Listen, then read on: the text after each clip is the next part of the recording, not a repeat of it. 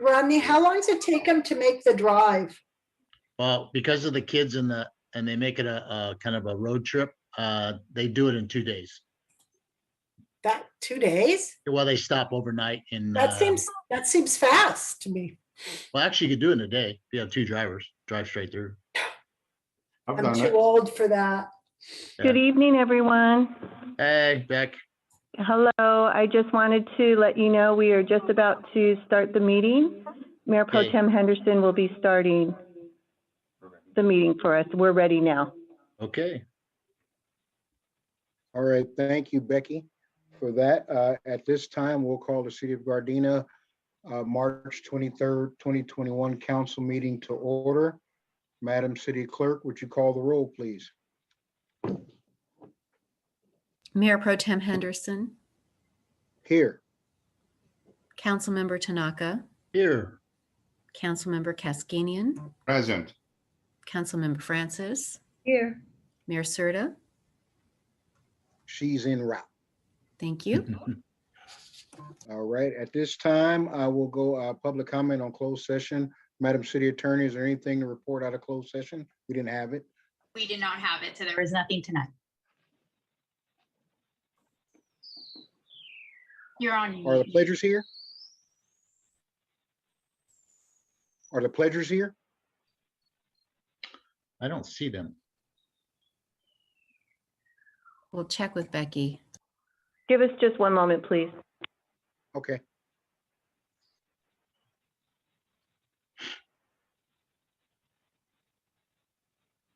Oh. Salgado's here.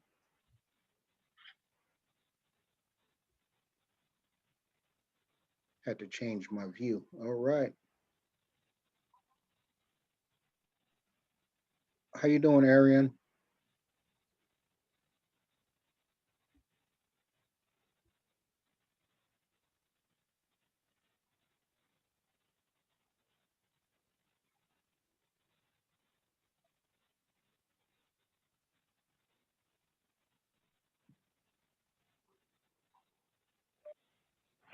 One of the attendees we believe to be a pledger with the phone number of 310-874-9109.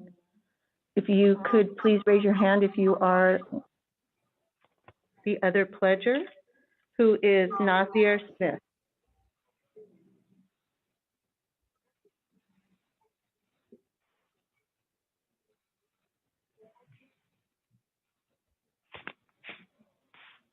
Okay, it looks like we will just go forward with Arian. Okay, that's fine, not a problem. Aaron, how you doing? Aaron Rodriguez Salgado. I don't have your bio, Aaron, so you could probably tell us about yourself after we do the invocation, but you are from 53rd Street Elementary School, so if you could lead us in the pledge.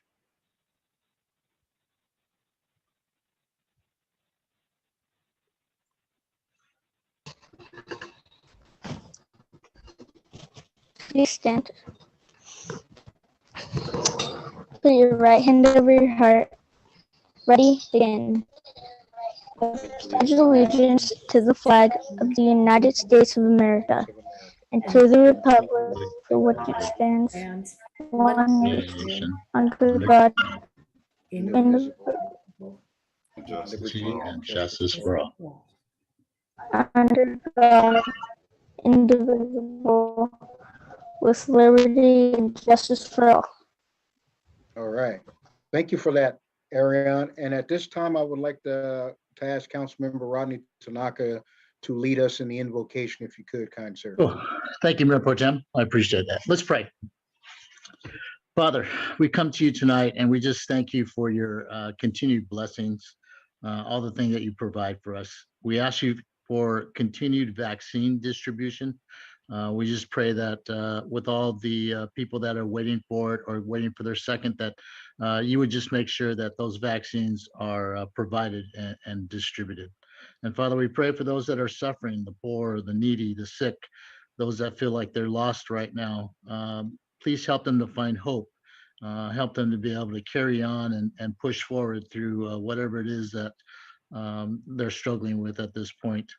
And Father, we pray for our community. We pray that hate would just become love, and violence would just go away, and all those things against the minorities and the Asians and everything that's going on right now, Father. Please help everyone to find in their hearts kindness and love and patience, and become a community and a country together, Father. Help us to just get pushed through this together. And Father, we pray for those that lost their lives in Boulder, Colorado. We pray for their families. We pray for the officer and his 7 children and his wife that he left behind. Father, we just pray that violence would be not the answer anymore, that we would find a little peace someplace in this world. And Father, we just pray for the decisions that we make tonight, that we are wise and that we are true to all the standards of our community and make decisions that will benefit us as we move forward. So Father, in all of this, we pray for your Son, Jesus Christ. Amen.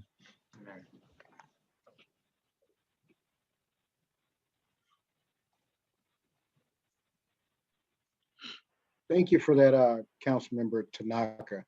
Aaron, if you could come back and tell us a little bit about yourself. I don't have your bio in my notes, so tell us what grade you're in, how well school is going for you now, what you would like to see in the upcoming school year, and what would you like to be when you finish in school? Well, I'm in 5th grade and I'm doing pretty good in school. And I don't know what to be when I grow up. And that's But I okay, do because that's usually the know hardest that question. I just want to kind of help out other people. All right. Thank you for that. Is there anybody there with you in the room now, your mom or dad, that supported you through, get you ready for the Pledge of Allegiance?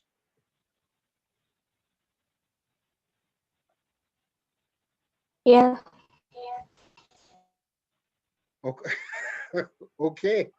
All right. Well, we want to thank you for that Pledge of Allegiance and leading us in Gardena City Council.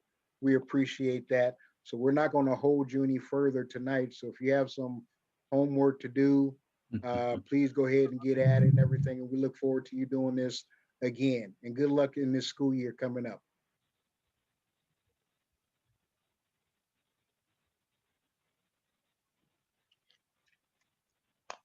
Okay. All right. All right. So now we'll move through our agenda. Let's give him a hand. Give him a hand. All right. So now we'll move through our agenda to presentations and looking at the agenda. There are no presentations, so we'll go to item 6, proclamations. And I believe Fair Housing is here to also accept the proclamation. What I'll do briefly is I'll read portions of it, and then we'll invite Fair Housing into our meeting. So this proclamation is for Fair Housing Month. Whereas one of the greatest freedoms enjoyed by Americans is the freedom to live in a home of one's choice. And whereas this promise made to us by the nation's fair housing law requires that all people be treated equally in connection with the sale or rental of housing, regardless of race, color, national origin, sex, gender identity, disability, sexual orientation, marital status, age, familial status, or religion. 2021 marks the 53rd anniversary of the Federal Fair Housing Act. This original legislation targeted the elimination of housing discrimination.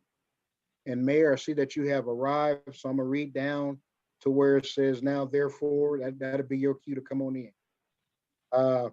Whereas since the adoption of the fair housing legislation in April 1968, the month of April has been designated as Fair Housing Month. And further, each year, the U.S. Department of Housing and Urban Development and the Fair Housing Foundation have organized events and activities to focus attention on the issue of equal opportunity in housing.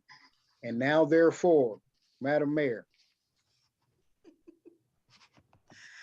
All right, thank you. Now therefore, I, Tasha Serta, Mayor of the City of Gardena, California, do hereby proclaim April 2021 to be Fair Housing Month in the City of Gardena and call upon each citizen of the community to support fair housing and equal opportunity in housing efforts by putting into practice the principles of freedom, justice, and equality upon which this great nation was founded.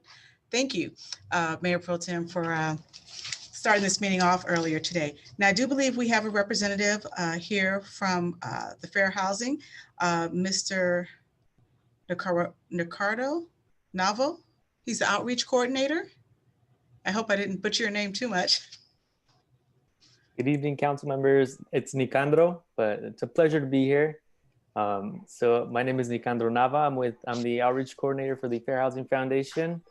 Again, thank you so much for this opportunity to show our appreciation to the city for joining us in celebrating Fair Housing Month and acknowledging its importance.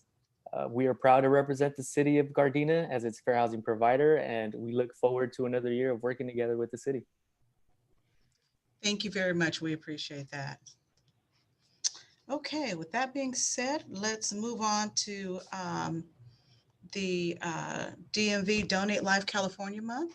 To proclamation, whereas organ, eye, tissue, marrow, and blood donations are life-giving acts recognized worldwide as expressions of compassion to those in need, and millions of lives are saved and healed each year because of these donations. Whereas more than 108,000 individuals nationwide and more than 21,000 in California are currently on the National Organ Transplant waiting list, and on average, 17 people die each day while waiting due to the shortage of donated organs.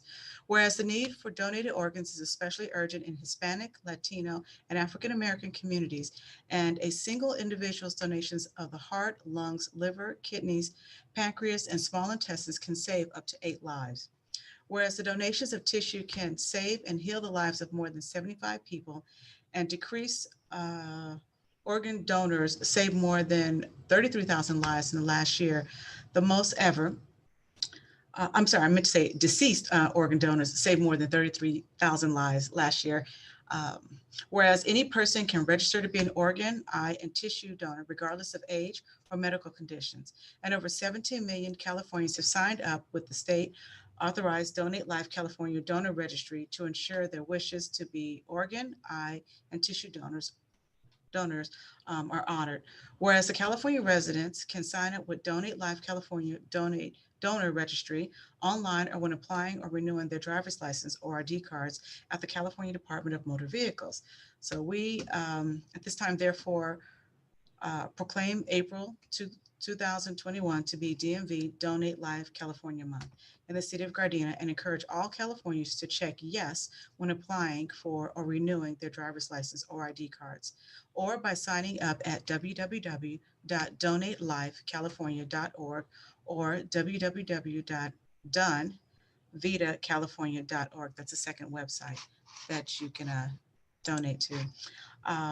We do have a representative here from the One Legacy organization, Ms. J. Lynn Thomas, and I don't know if she's on yet. Excuse me, Mayor Serta, she has not logged on. Okay. If she does log on or notify you, Becky, we'll definitely hear from her either during oral communications or at the end of the meeting. But one thing I'd just like to say is that I've had the opportunity to visit with the One Legacy organization, and it was pretty amazing to hear how one person was able to save over 33 lives with different organ tissue donations that they were able to do. So it's pretty amazing when you hear stories like that. Okay, with that being said, we're going to move on to appointments. Does any member of the council have any appointments to be made to any commissions, committees, or boards at this time? I do. Okay, go ahead. Okay. I actually have 3. Should I take them one by one or? You can go ahead and do them all. Okay, so for Senior Citizens Commissioner, I'm nominating Linda Barrington. And for Human Services, Valerie London. And for Youth Commissioner, Luis Liazaga. What was that last one for Youth Commissioner? Liazaga, oh gosh. Liazaga. Becky, help me out. That's a correct pronunciation. Yes, Attorney? No, I was going to use my Spanish as well, but Becky did it correctly as well. I'm Councilman sorry, Francis. repeat that one more time. Lizarraga? Lizarraga. Lizarraga. Lizarraga. Luis Lizarraga. Okay, Louise. It's easy for you to say. Just roll the R's. Lizarraga. Okay, are there any other appointments to be made tonight? No, well, for me, just those three. Just those three. Okay, does any other council members have any appointments? None at Okay. this time. None at this time, okay. At this time, can we get a motion to appoint Louise Sagra to the Youth Commission, Linda Baritone to the Senior Services Commission, and Valerie, I think it was Lyons, to the Human Services Commission? I second. I'm sorry, who made the motion? Oh, Henderson. Okay. Second. That was, okay. Madam City Clerk, Mayor Pro Tem Henderson made the motion and Councilmember Cascanian made the second. Will you call the roll, please? I thought, excuse me. Oh, you know what? I'm sorry. My apology. My apology. You're right. You recommended them, so you're making the first. My apology. Madam City Clerk, Councilwoman Francis made the recommendation to appoint them, and then we'll take Mayor Pro Tem seconded. Okay, thank you. Will you call the roll, please? Councilmember Francis. Yes. Mayor Pro Tem Henderson. Yes. Councilmember Tanaka. Yes.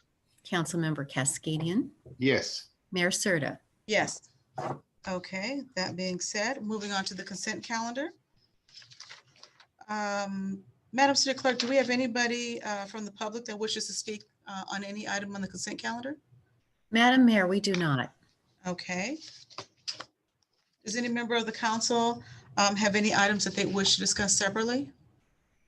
Madam Mayor, this is Mayor Pro Tem Henderson. I just had one question on item 8F regarding the transportation project. Is that the remodel of G-Trans? Is that the project, Mr. City Manager, that we're asking for that grant for?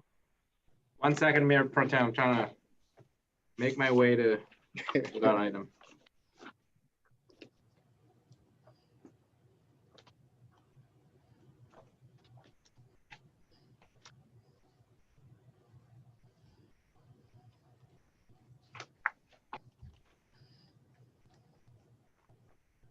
I do apologize.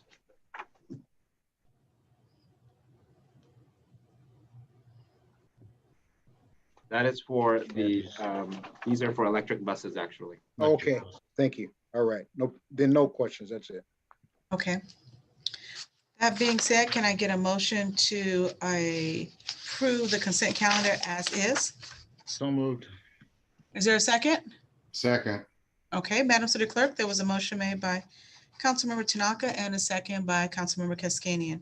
Will you call the roll, please? Councilmember Tanaka. Yes.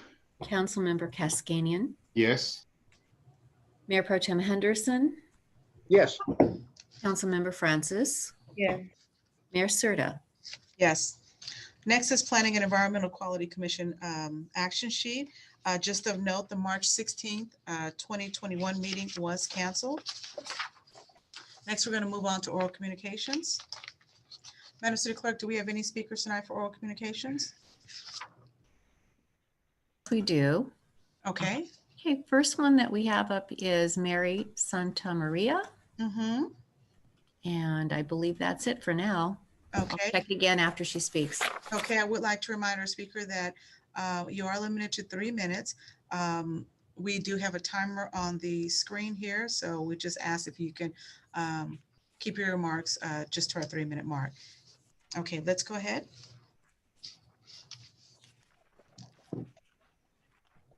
Hi, council members. It's hard to, I guess I'm not going to be on the screen, but can you hear me? Yes, we can. Okay. So I've been fortunate to be a resident of Gardena since 2014, and I have been on the Rent Remediation Council for a couple of years, maybe 3 or 4 years now. And I've been emailing Mayor Pro Tem as well as other members of the council about asking the council to have some consideration in regards to kind of what the larger vision for the city was when Joe Joseph Cruz, I think was his name, was here, I had kind of similar conversations with him in regards to thinking about, you know, what the city is wanting to do in terms of big vision and how to attract more businesses. But and I'm probably going to be sending something to Mayor Pro Tem in the near future, but I just wanted to kind of hear or understand, other than, you know, the general plan that's already on the website and the specific plan and the ULI plan for Rosecrans, if there's any sort of like vision for the city that the council people have thought about. Okay. Unmute. Oh, I'm already unmuted. Okay, thank you. Now, normally we don't respond back to oral communications, but just because of the scope of your question here, I would like to just kind of defer this one over to our city manager, Mr. Osorio. Yeah, thank you, Madam Mayor. To respond to that question, it's really a multifaceted and it's a multi-layered discussion on the general plan of the city. We are currently in talks with several developers in several different arteries of the city, including you know, the possibility of a multi 200 plus rooms of apartment complex, and you know, possibility of a hotel in the city. But the discussion of general plan really has to happen in a different forum, more of a possibly a study session, and it's quite lengthy and quite yes, it's really lengthy. So we would rather answer any questions you might have regarding general plan during a study session. Okay, thank you. Madam City Clerk, do we have any other speakers at this time? Yes, Madam Mayor, we have Wanda Love. Okay, go ahead. Hi, good evening. I want to kind of piggyback on Ms. Santa Maria's question. Considering the additional funding that we're getting, are you guys seeking input from the community, from the residents, the businesses, on what they would like to see as far as the vision for the city? Getting their input on, you know, how they think some of the funds should be spent, considering that the amount of money that we got, the 15.7, is more than the deficit that the city is in. I would really like to see, because I get a lot of calls and I do social media, and a lot of businesses are asking, you know, is the city going to help them out from recovery from the COVID? And then I get a lot of emails and phone calls asking about, from property owners asking, is there going to be any assistance for property owners who've taken a major hit with the them allowing the tenants not to pay their rent? And I know the state of California has a funding program called Housing is Key, but I get these questions and I wanted to, you know, I'm kind of piggybacking on what Ms. Santa Maria asked. Is there any community input on the vision? And I know there was at one point once before, but I would like to see that happen. So that's really just my comment during oral communication. So you guys can take that into consideration. I think the community would really like it. Okay. Once again, normally we don't answer or respond usually to oral communications, but just because we made the exception for Ms. Santa Maria, one more time, I would just like to ask our city manager if you could make a comment on that. And we're just kind of making this exception as one meeting here because it's kind of a short meeting. But Mr. City Manager, would you like to answer that question? Certainly, Mayor Serta, and thank you, Ms. Love, for your comments. With regard to the possibility, it's want to make it clear out there that it is projected based on the estimates that we've seen from the League of California Cities, that the city is going to be getting a stimulus package from the federal government, somewhere in the tune of 15.7 or 15.5 million. And that's the criteria of the funds that's going to be released to the city hasn't been released yet. There's talks that half of that would be released right away and half of that would be on a reimbursement basis. We don't know yet how to spend and how to allocate the funds because as in the past, we've seen several different criteria as far as what we can spend on. So we don't know yet what they are. Obviously, the best case scenario would be to receive unencumbered funds with no restriction, meaning that the city council has full authority and discretion as to how to spend that money. If that happens, if there is no criteria restrictions, city staff will develop a budget supplement, budget amendment, if you will, very much like our budget process where we program the funds that we're going to be receiving.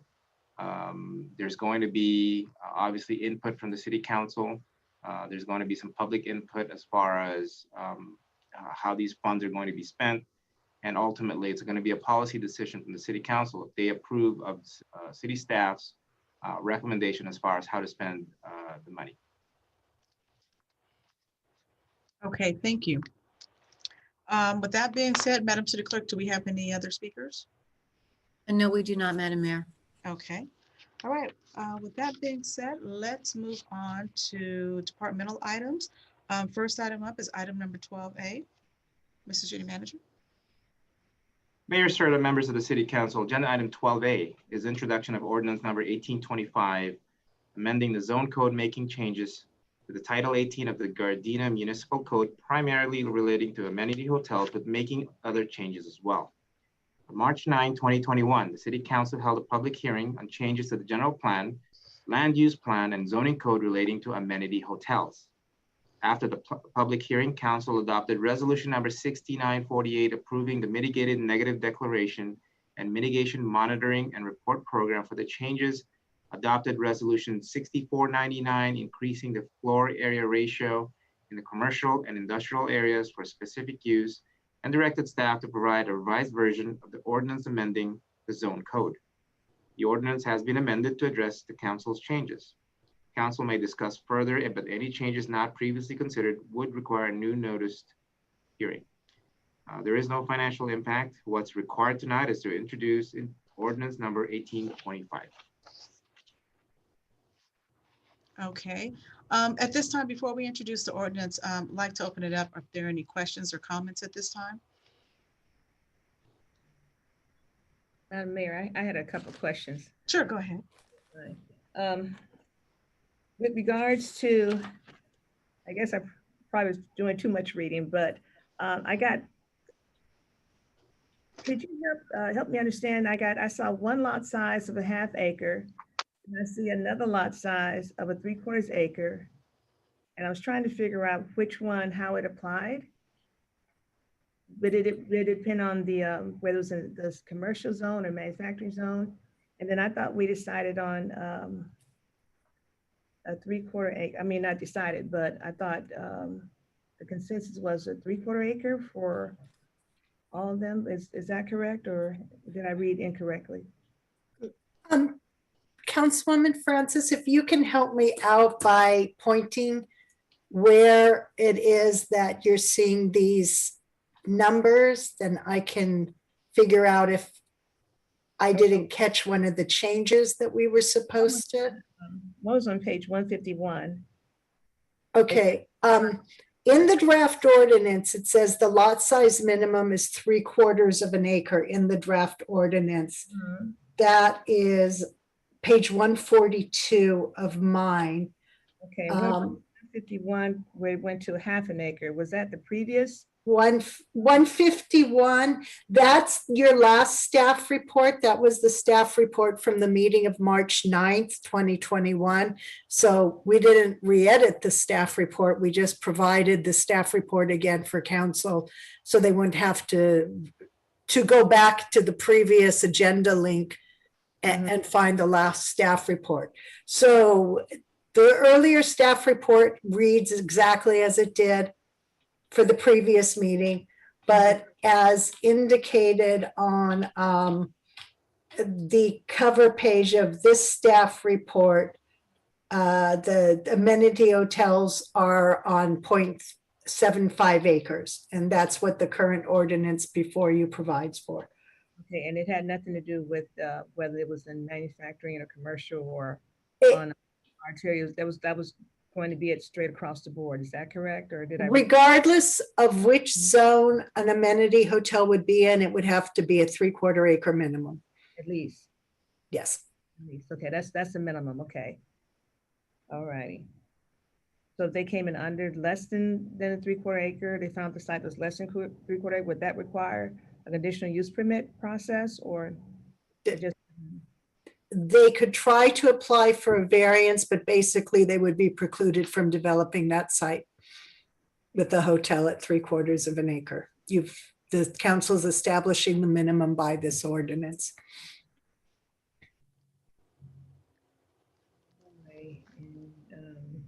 And Greg, please jump in if I'm missing anything. Councilwoman, did you have any more comments before I? Yeah, there was one other, I should have printed the whole thing out and just wrote all over it. There was another concern about the parking. The parking is going to be just one space per room. That was the direction of the city council at the last meeting, was to redraft the ordinance that had been in your previous packet to have a parking ratio of 1 space per room that would cover the room and the employees. And then if there was a conference room or a restaurant attached to the hotel, then that would be required to provide additional parking as well. Okay, without the parking study, that part. Right.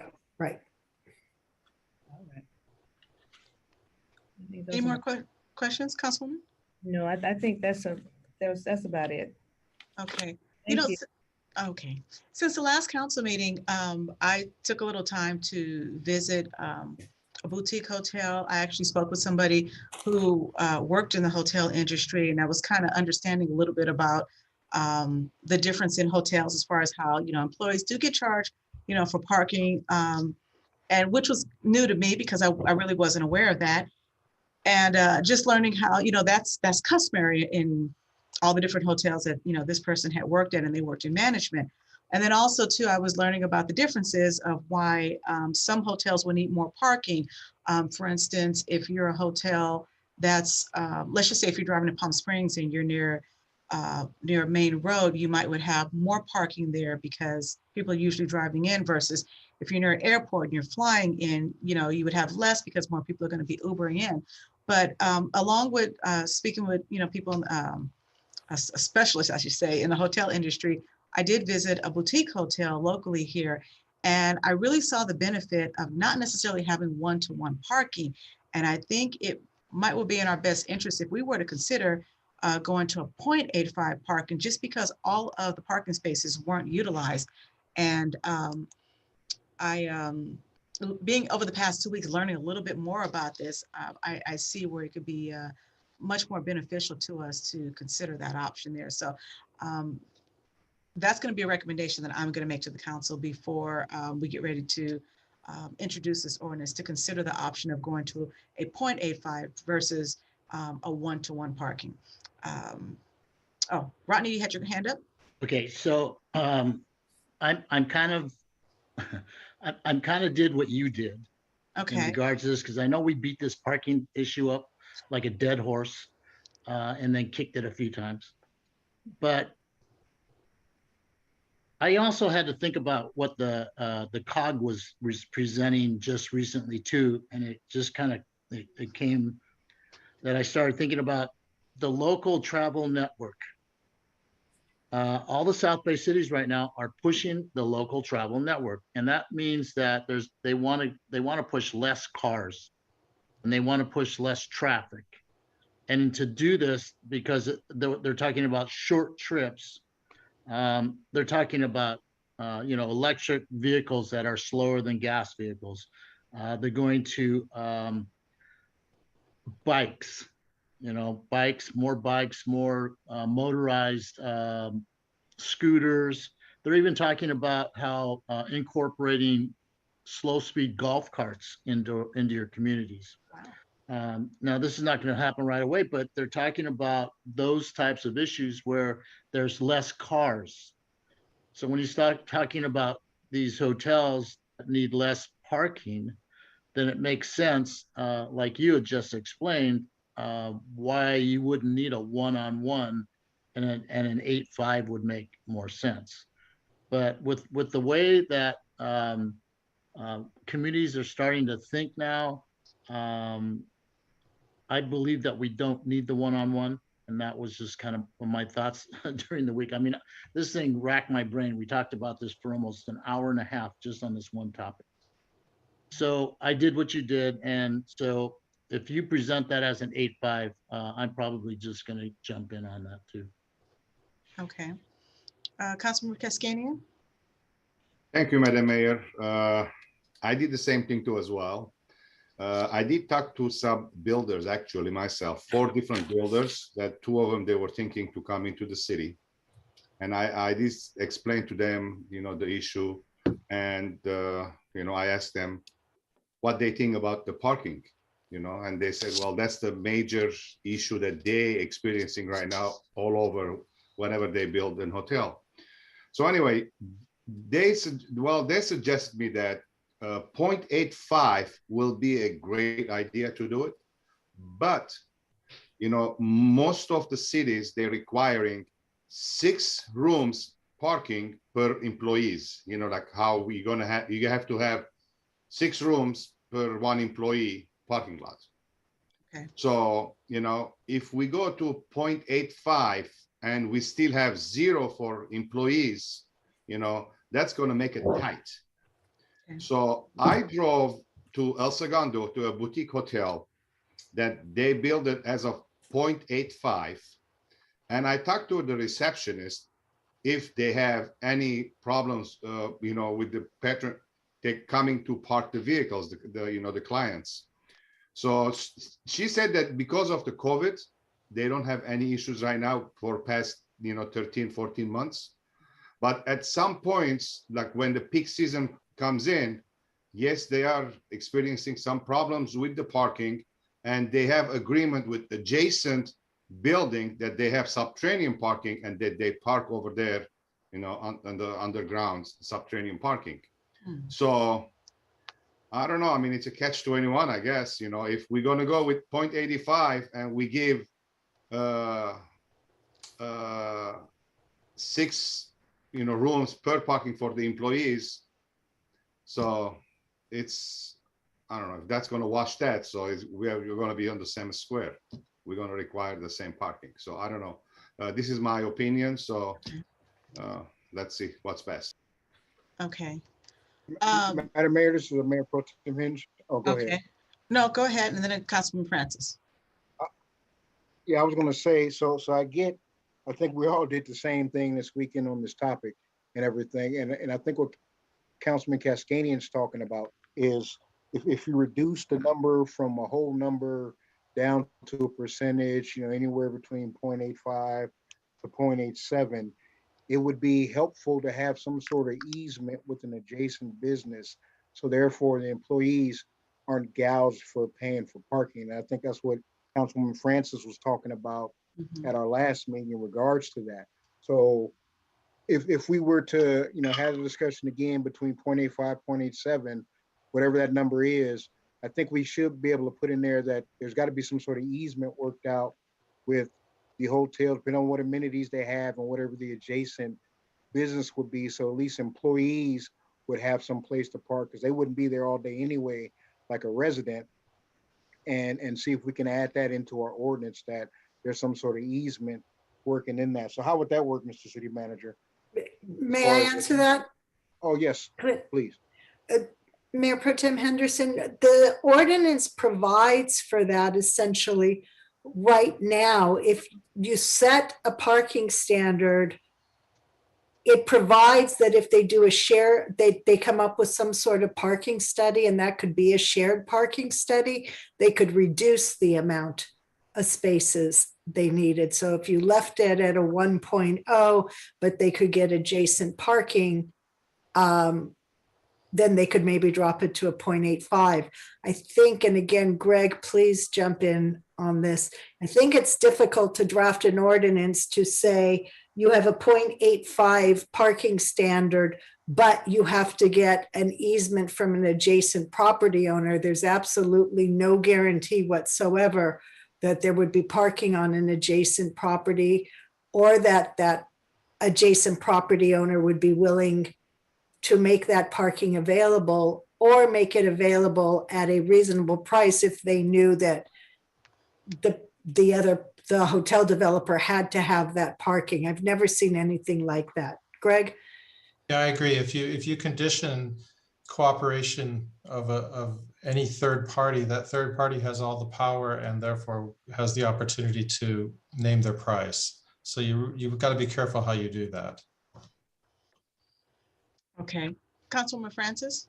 I stayed at a boutique hotel I was at a convention, I was in Sacramento, and this hotel, they had very, very limited parking, but what they did, they had, I guess, leased out their parking to another parking service, and it was like a valet service, and they actually parked your car someplace else on a whole separate lot. I didn't even know where the car was, but most people that use the hotel, they used the airport service, shuttle service, and it wasn't that far from the convention center. So they were able to walk back and forth where to go.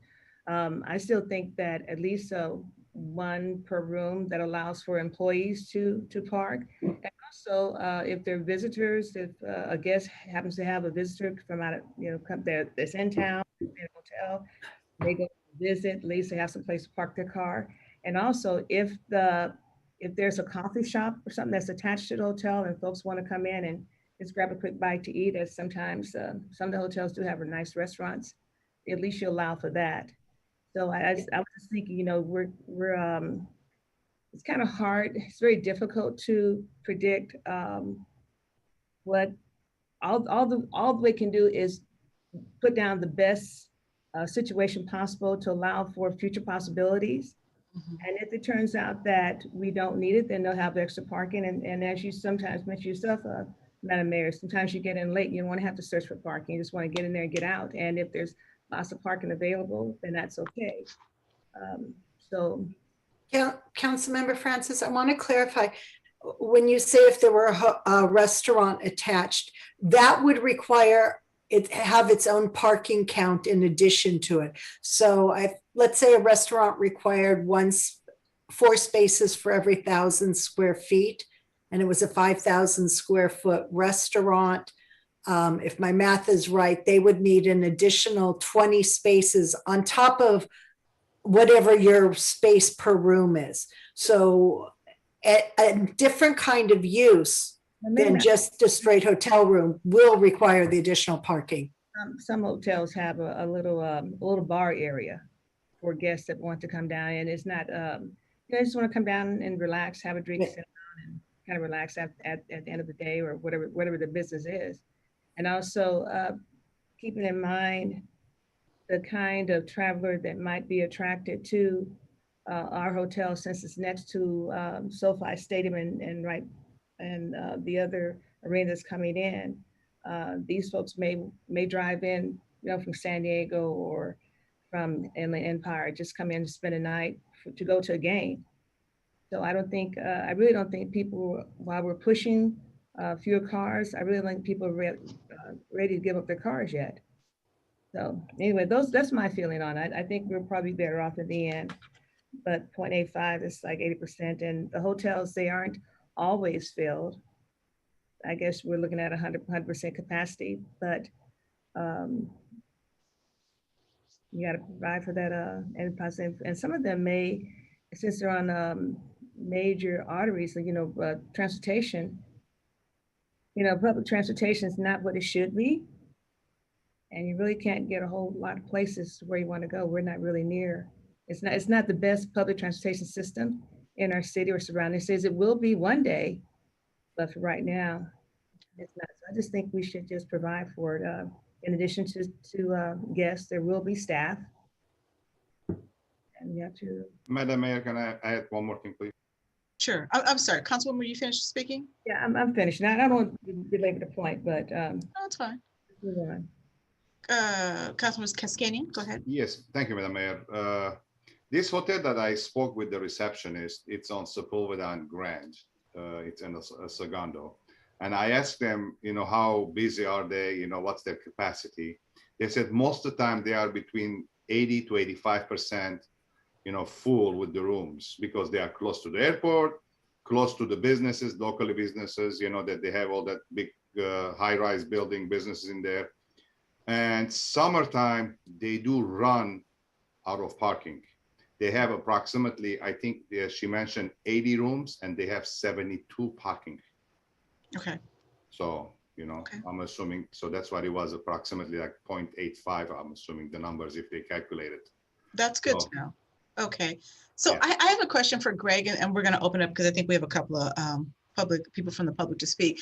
So I know when I've stayed at hotels that have a restaurant, or like Councilwoman Francis mentioned, or a bar or something like that, you will have a tendency to stay there, go downstairs, etc. But what's the trend like for people to maybe go out of their way to go to a hotel for dinner? I mean, like, is that, would you say it's like 10%? Would you say it's, I don't know, because that's something I've never really kind of gauged before. And maybe since you're the parking expert, you can. Well, yeah, but I'm not so much a hotel expert, but yeah, there's certainly, when you have visitors out of town, sometimes you'll meet them at their hotel and have dinner and drinks. That happens, absolutely. But I believe the vast majority of the customers of those restaurants and the bars are the visitors of the hotels. And they take that into account. So you don't double count the parking for those people. They're already parked. Okay. Yeah. And so you certainly don't have to park them at the full rate, but if you do, then you're going to have a lot of extra parking for the restaurant to accommodate any, nights when you have full bookings at the hotel. Does that make sense? That makes sense. Yeah. Okay. Madam City Clerk, we have some speakers, I believe, who've raised their hands. Yes, we do, Madam Mayor. We have two speakers from the public, Wanda Love and Mary Santa Maria. Okay, go ahead.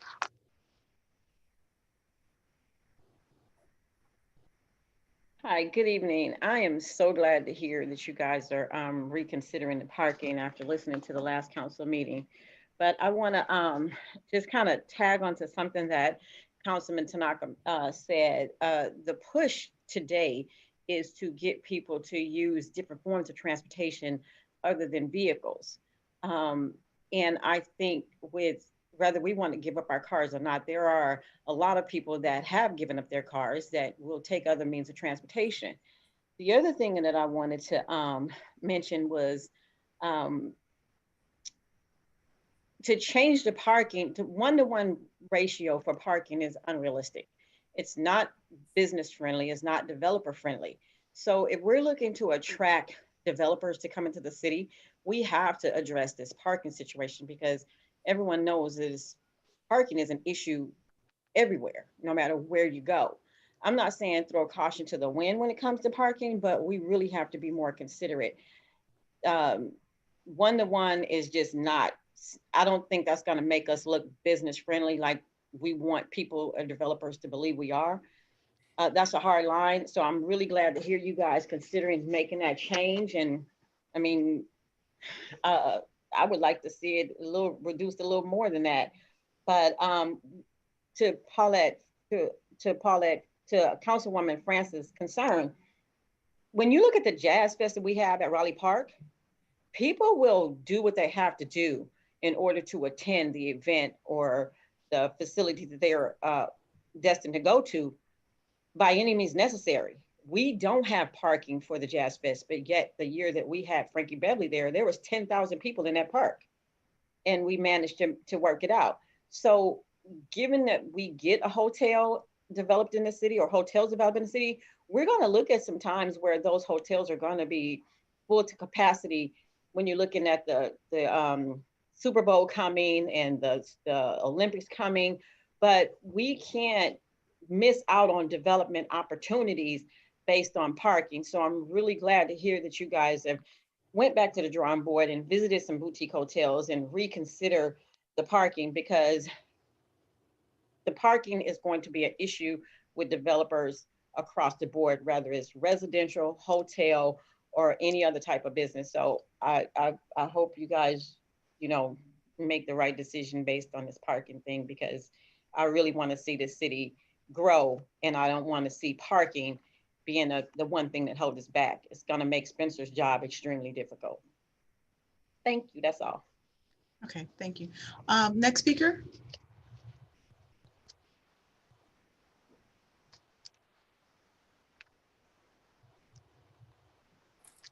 Madam City Clerk, I think we have one more speaker. We do, and Okay. yeah. Hello again. Can you hear me? Yes. Thank you. I just wanted to say, you know, kind of going back to my initial point. One is that I heard that the Best Western that had opened was doing very well, which is great for the city. The other point I wanted to say was I have I work within the construction industry, and I have a client who basically decided to develop, you know, acreage that's even bigger than the, you know, size of Gardena. And one of the things that they really wanted to stress upon, and these are kind of, you know, larger residential properties, as well as, you know, townhouses, as well as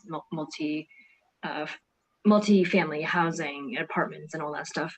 But one of the things that they are doing as a marketing pitch to their future, you know, buyers of these properties is multimodal access and other ways to get to one place to the other, not by car. Not to say that having a car or not giving up your car is completely possible in Los Angeles, because I think we all know it's not. But now that with COVID, I feel like a lot of residents have gotten used to, you know, driving less, not by choice, right? But maybe that'll change over time. Maybe people are going to be used to being home more, or just walking more, or, you know, biking more. I do see a lot more residents, even in my neighborhood. I live by one of the elementary schools here, and a lot more people are biking and walking, which is great to see, and I hope that continues.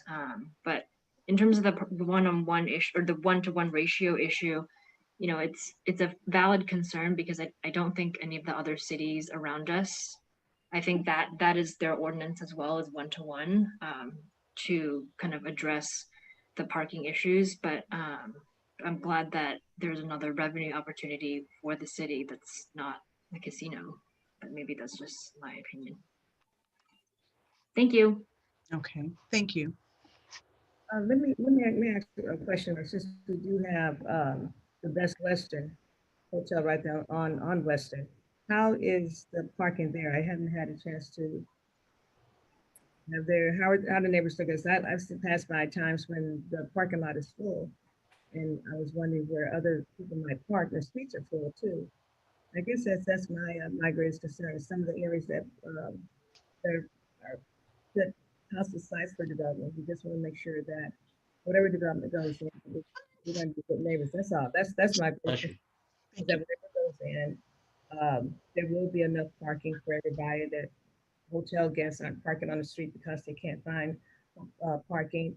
Down the street at the Marriott, I have been there where I've had, you know, the parking was full, the hotel was full, and I have had to park on the street, had a guest there that was there, and I did have to find something on one of the side streets. So it's possible. We just want to make sure, that's all. And like I said, all we can do is do the best we can to accommodate. But anybody have any idea about how it is for Best Western? Did anybody check with them or the neighbors over there? Do we know? Yeah, do we know anything about that? That's you know, because I know the new Gardena Hotel, their parking is all okay. Nobody ever, there's plenty of parking there.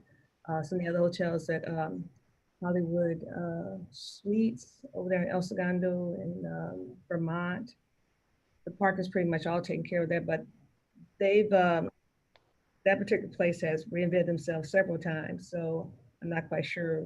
But I want to say they're really actually more kind of a residential type hotel, motel, something of that nature. And I know there's not a problem there, but what about the Best Western? Do we have any ideas from the others around? I don't know. Mr. City Manager? Yes, Madam Mayor. Councilwoman Francis, what we know about the Best Western Hotel is that pre-COVID, they were about 85% occupancy. Now they're around 30 to 40%. So at 85%, their patrons are not parking obviously on the streets. They're utilizing their own parking, and we've not heard any complaints from residents or businesses around the Best Western that their patrons, their guests are parking outside simply because they're not at full capacity. What was their parking ratio? They are at 1-to-1. They're 1-to-1, okay. Okay. My understanding is we have another speaker here.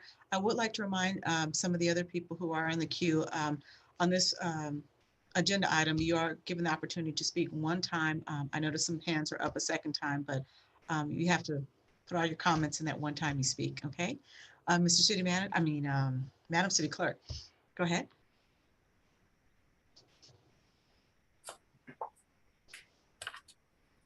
You're muted, Mina. Mina?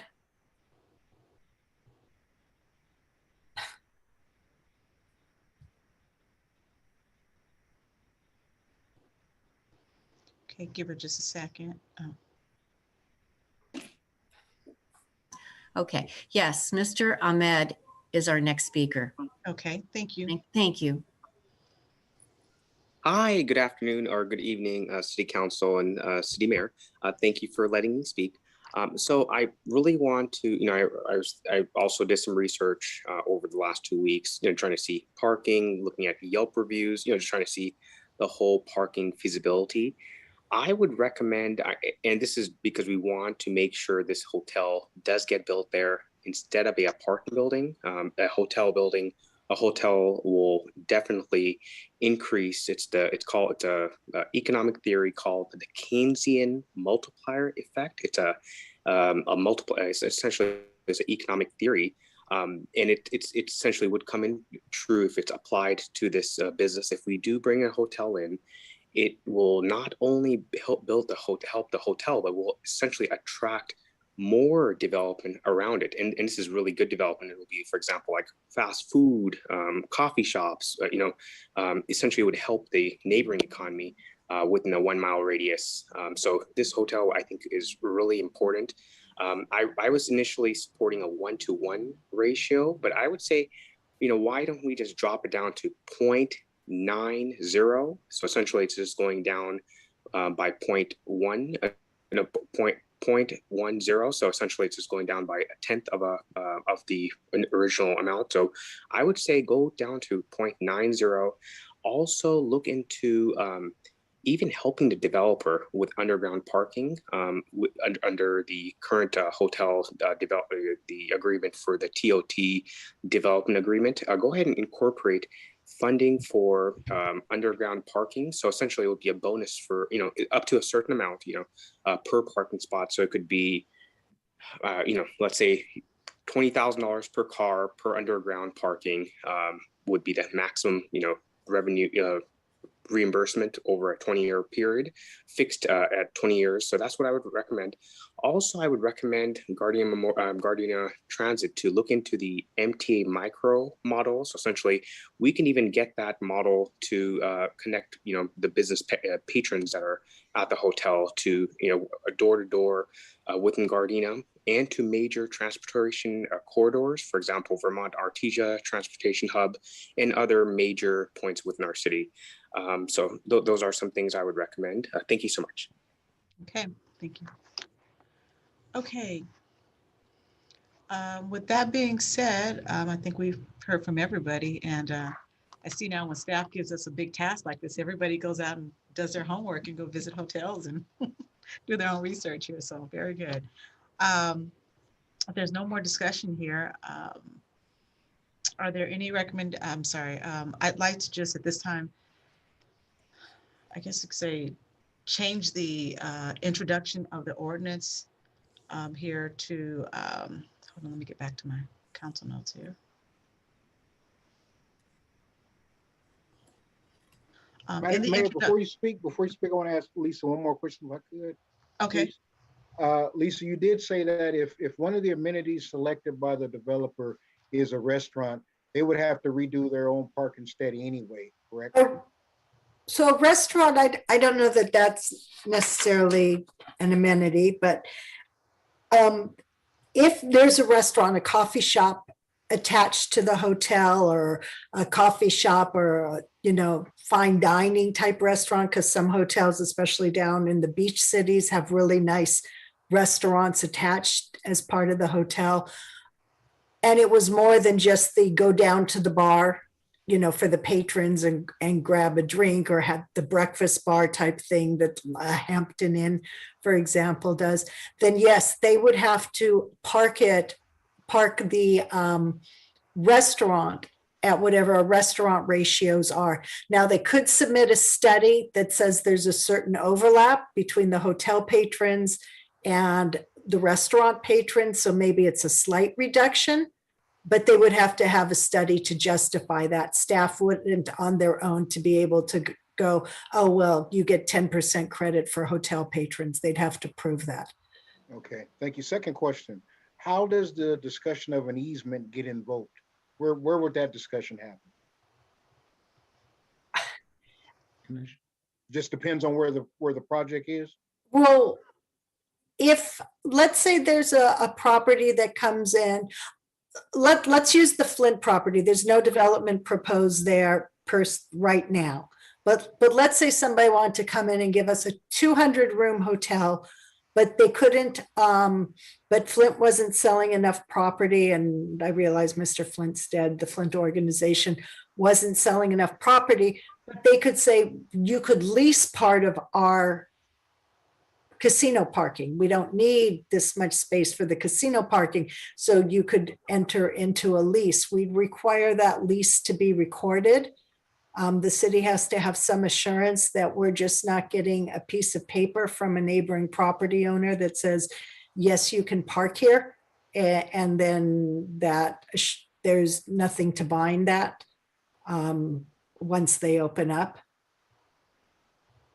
Okay, thank you. But again, you wouldn't make that part of your ordinance, because you could affect, as Greg said, you put all the bargaining power into the hands of the neighboring property owner, and B, you would prevent development on property that didn't have a neighboring property that could lease them lease property. All right, thank you. And Councilmember Henderson, yeah, I'm looking back at the different amenities here, and I don't see where they count like one of the 7 that restaurants were what they consider one of the amenities as well. Right. Certainly a bar type restaurant, and I'm thinking of the Aloft Hotel in El Segundo that has the WXYZ bar area. That's an amenity for the guests. If you're talking about, we're going to put a Denny's coffee shop there, that amenity then goes more towards the general public. It's not just it's not there, that's something just for the hotel guests. And it's probably something that's adjacent to and really not part of the hotel property. All right, thank you for that clarification. Okay. So New Gardena Hotel and the Hop Restaurant together, that's what you're talking about? Oh, yeah. Yeah. So there, again, that's a restaurant, and I haven't been there in forever, but I remember Kathy Akari and I used to go to lunch there, neither one of us being guests. So you would need some sort of additional parking in addition to the guests, because they were marketing a use that was to more than hotel guests. They were trying to bring in the community as a whole to support the restaurant. Okay. That's a good point. Just an FYI, and the Hapa restaurant, we did attend several hour Kiwanis meeting at Hapa restaurant, and we were about 20 members, and we were all locally, business owners. I drove my car, my fellow Kiwanian drove his car, so we end up with 20 cars at one point at the New Gardena Hotel parking structure. So take all these things under consideration. I'm flexible with everything, but I just want to make sure that we won't run into a problem down the road, and everybody's gonna pinpoint us after that, you know, you guys authorize this and we have a problem with it now.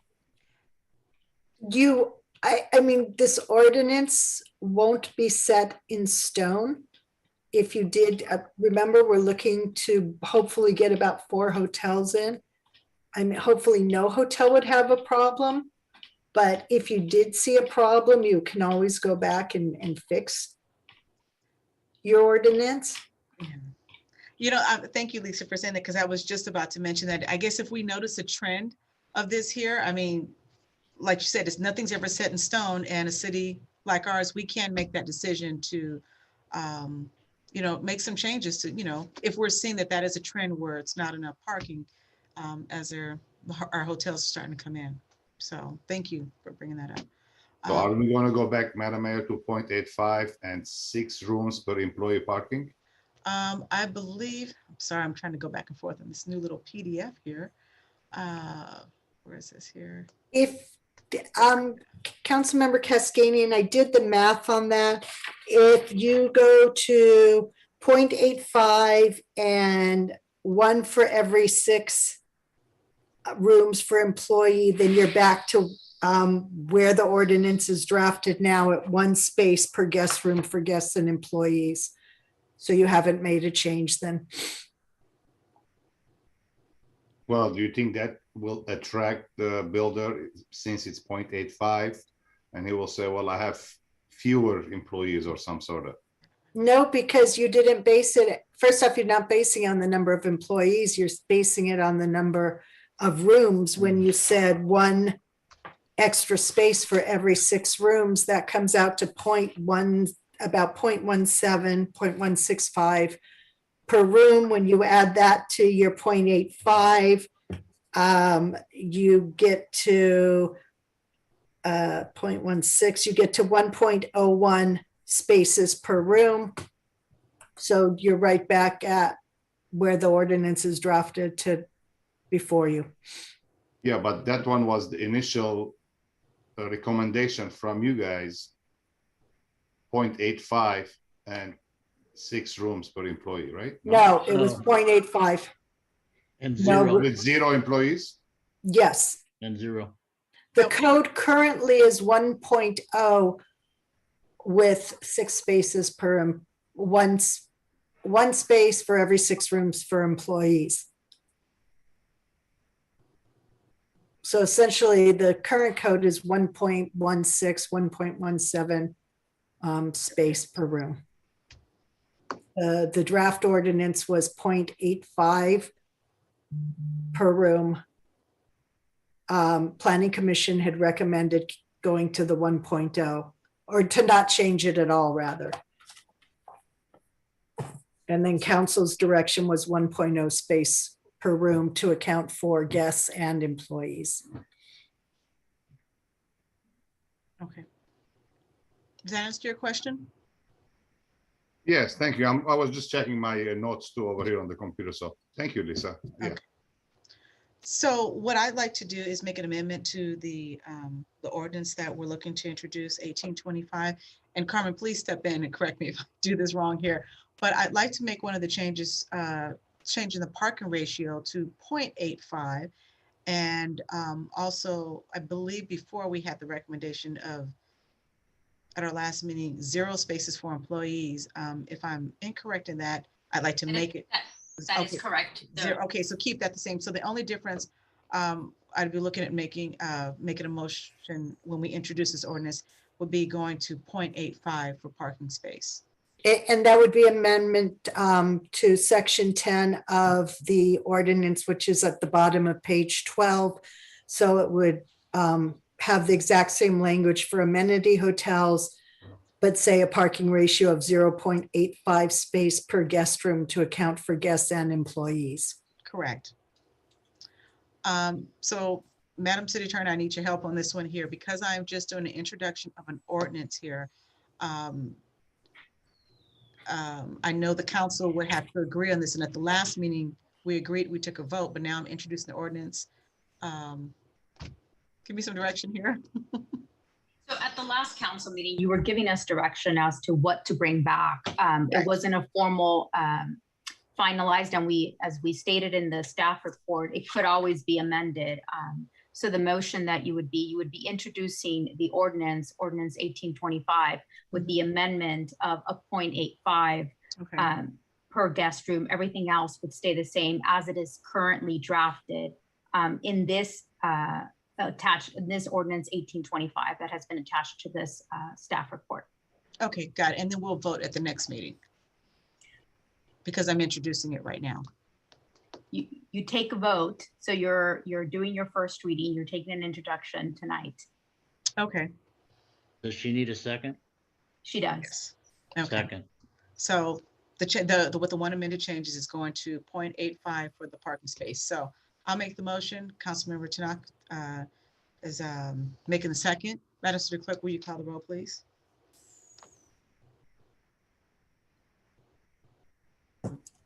Madam Mayor Serta, Yes. Councilmember Tanaka, Yes. Councilmember Mayor Pro Tem Henderson, This 0.87 was my number. I won't take a hard line. I'll support it too. Yes, 0.85 is fine. Councilmember Cascanian. I abstain. Okay. Councilmember Francis. No. Okay. Okay.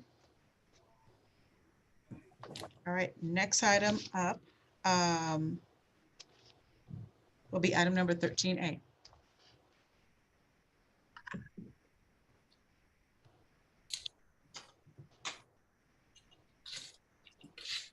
Mayor Serta, members of the City Council, we have this evening the update on COVID-19.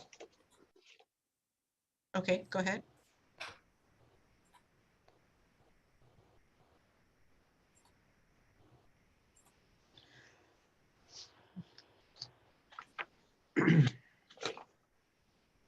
Okay.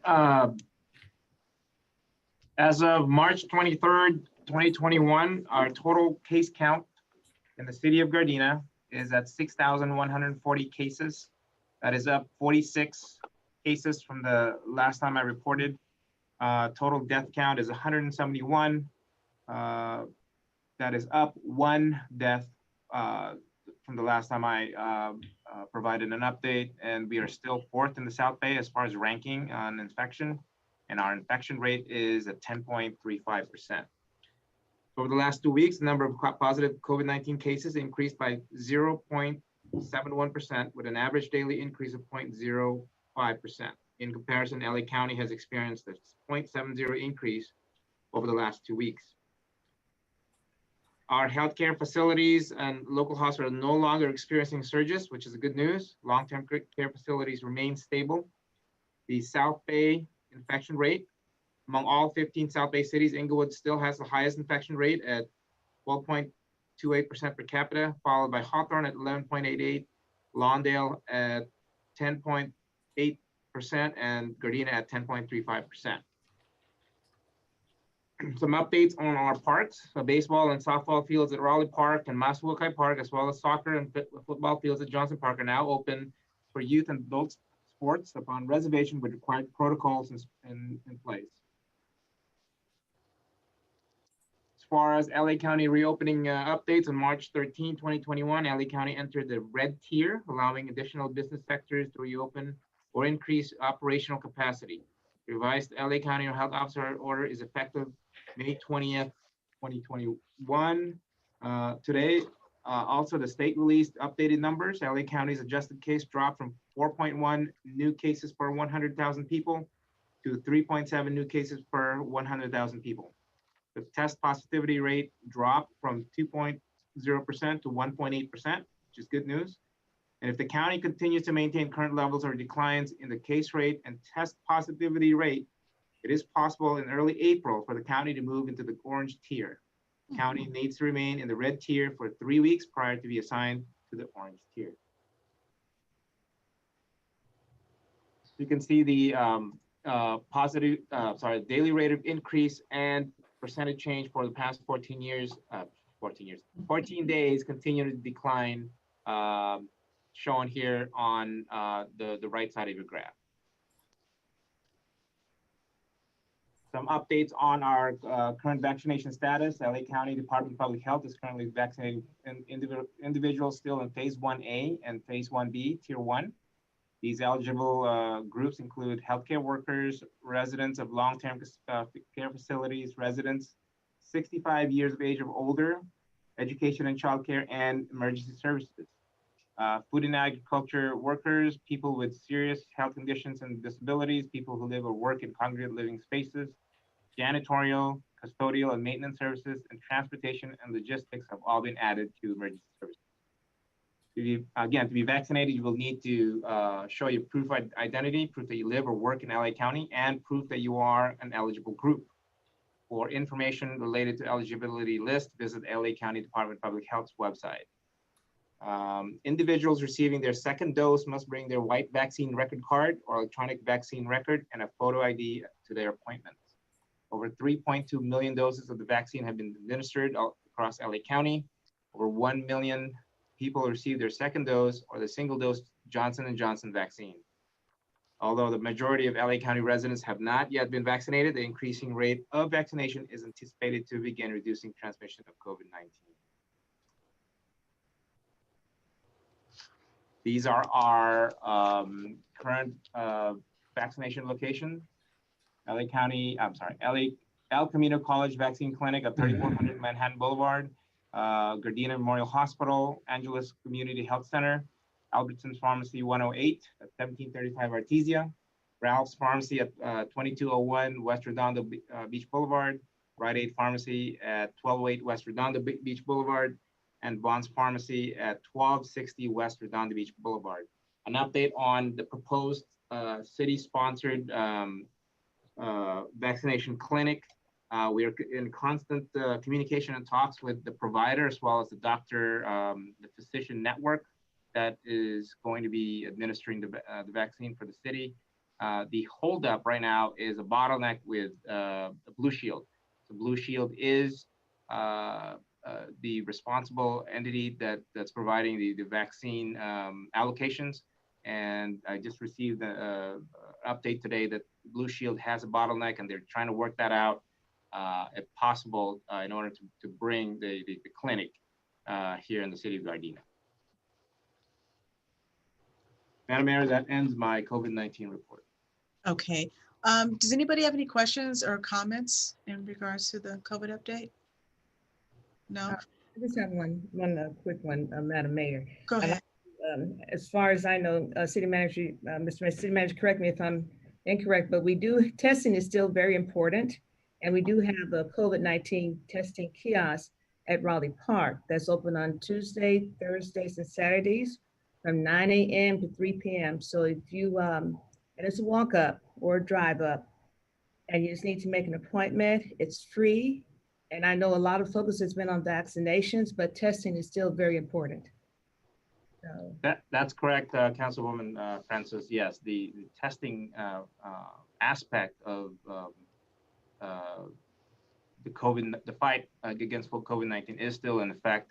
In fact, that is one of the best tools that we have because we're able to do contact tracing while we test them.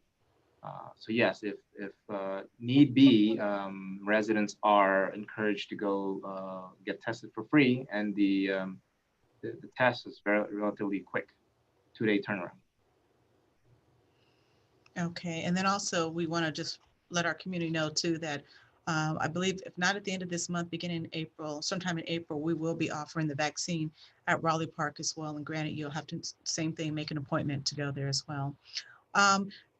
If the council doesn't mind, I'd just like to read just a quick statement as it relates to COVID and our Asian American members of our community here.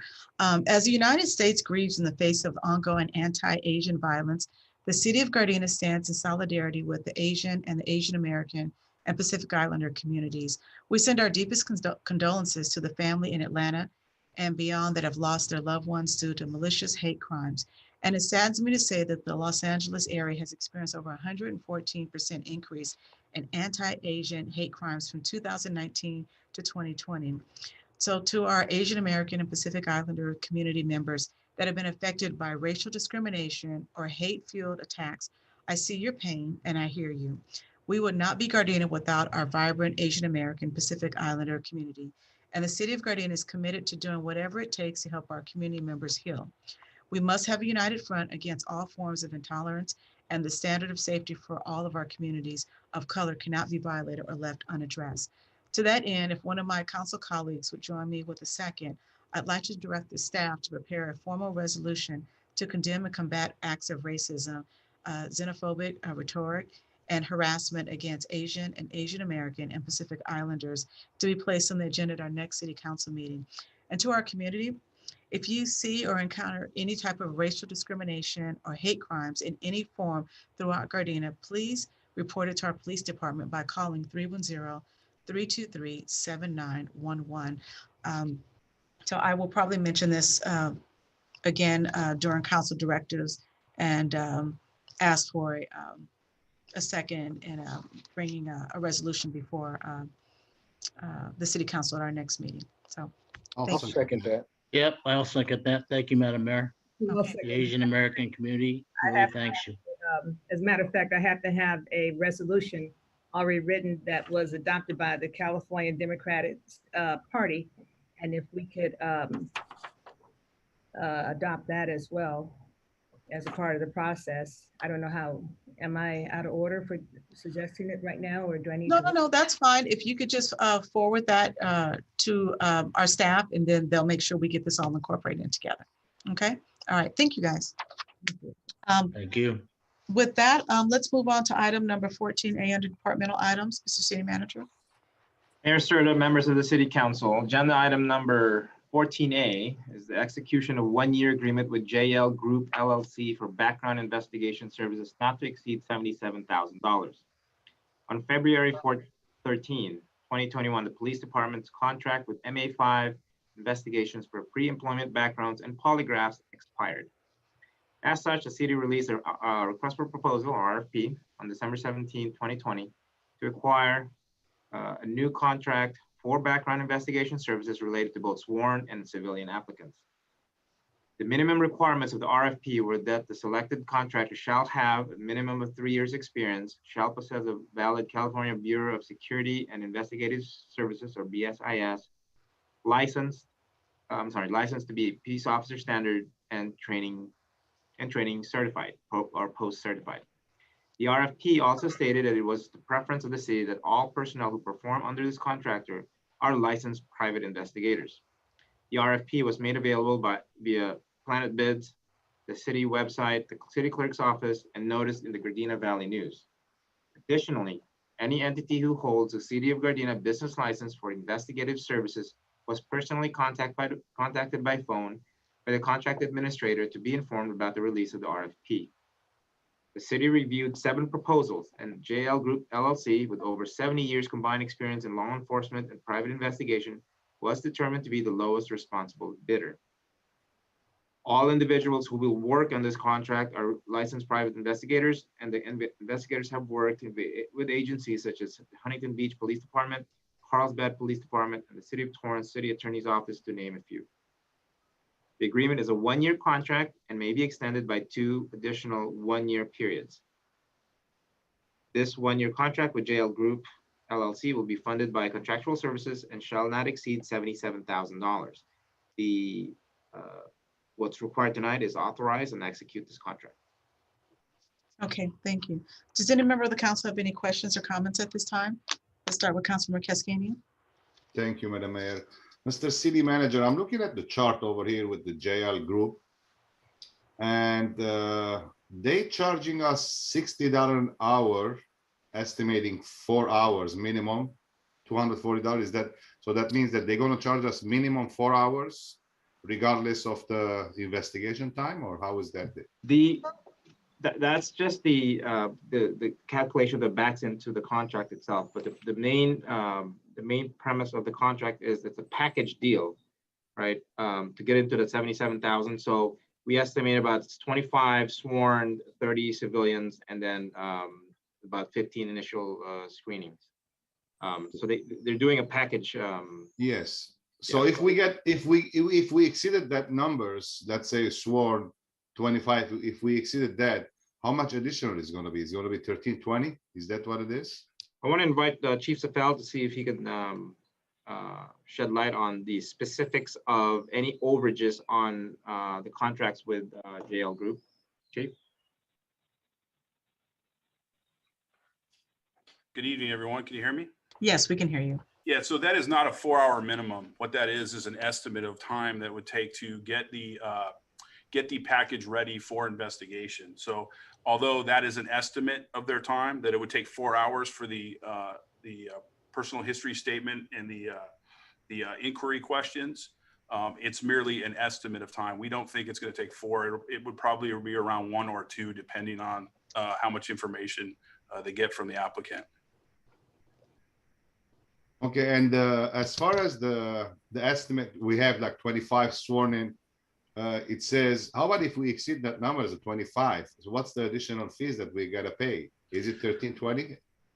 So in the past, what we've done is we've paid hourly for our background investigations, but that is not the industry standard. It is by investigation. So if you had an extra investigation, let's say, it would be $1,320 for that entire investigation.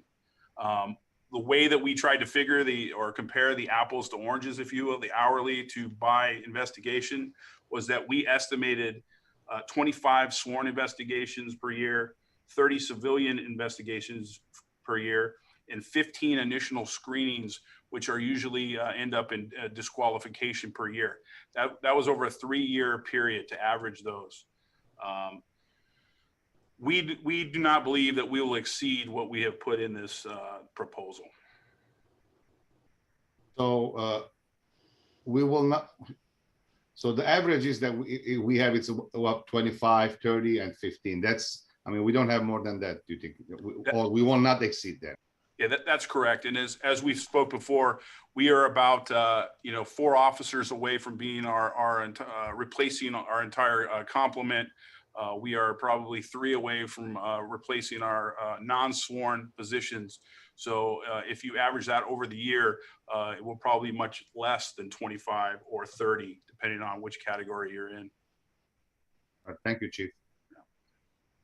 Any more questions or comments? Well, the one comment I want to make is a positive one, because when I read this, it said that this company is not the cheapest company out of all the ones that applied. However, when you look at the entire process and the total package of what they provide, they are the cheapest. So I think the cost is not going to be a problem. And I like the chief said, I think we'll not even get to the complement of people that he's talking about. If I'm correct, Chief. Yeah, that's correct. Okay.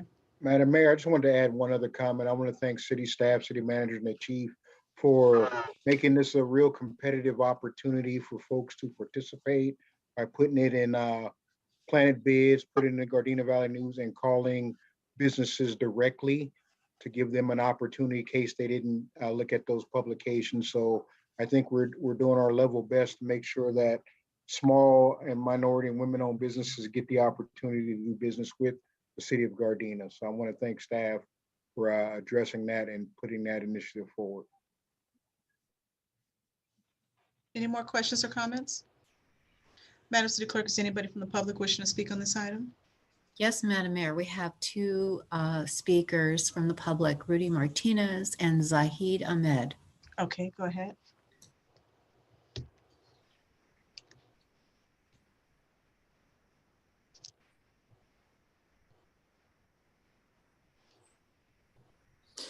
Good evening. Can you hear me? Yes, we can. Good. Thank you. Good evening. Hey, a couple things. So I know there's still some challenges with this whole Zoom meeting thing because I've been raising my hands on a couple things and haven't been called upon. So just want to bring that to your attention. So we're still trying to follow your rules because I know we can't meet in person. So if somebody, whoever's navigating this meeting, just really, we've been doing this for a year now. I would hope we'd have a better handle on it so we can make sure everybody gets a chance to speak.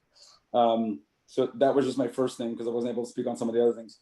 2, I think this is a great opportunity too. I know it sounds like Councilman Kaskigi wants to like defund the police here a little bit, but I think this is a great opportunity to do a background. Remember, these are background checks for the police officers we're going to have on our streets that, could ultimately make our city look better, or, they have so much power to them. So we want to make sure we have good candidates. So I think that's really important to really understand. And that leads me to my next point, because I know, Mayor Serta, you've said this before, you guys get this stuff ahead of time before these meetings. But once again, this meeting clearly shows that it doesn't seem you guys are getting this information in time, or you're not reviewing it.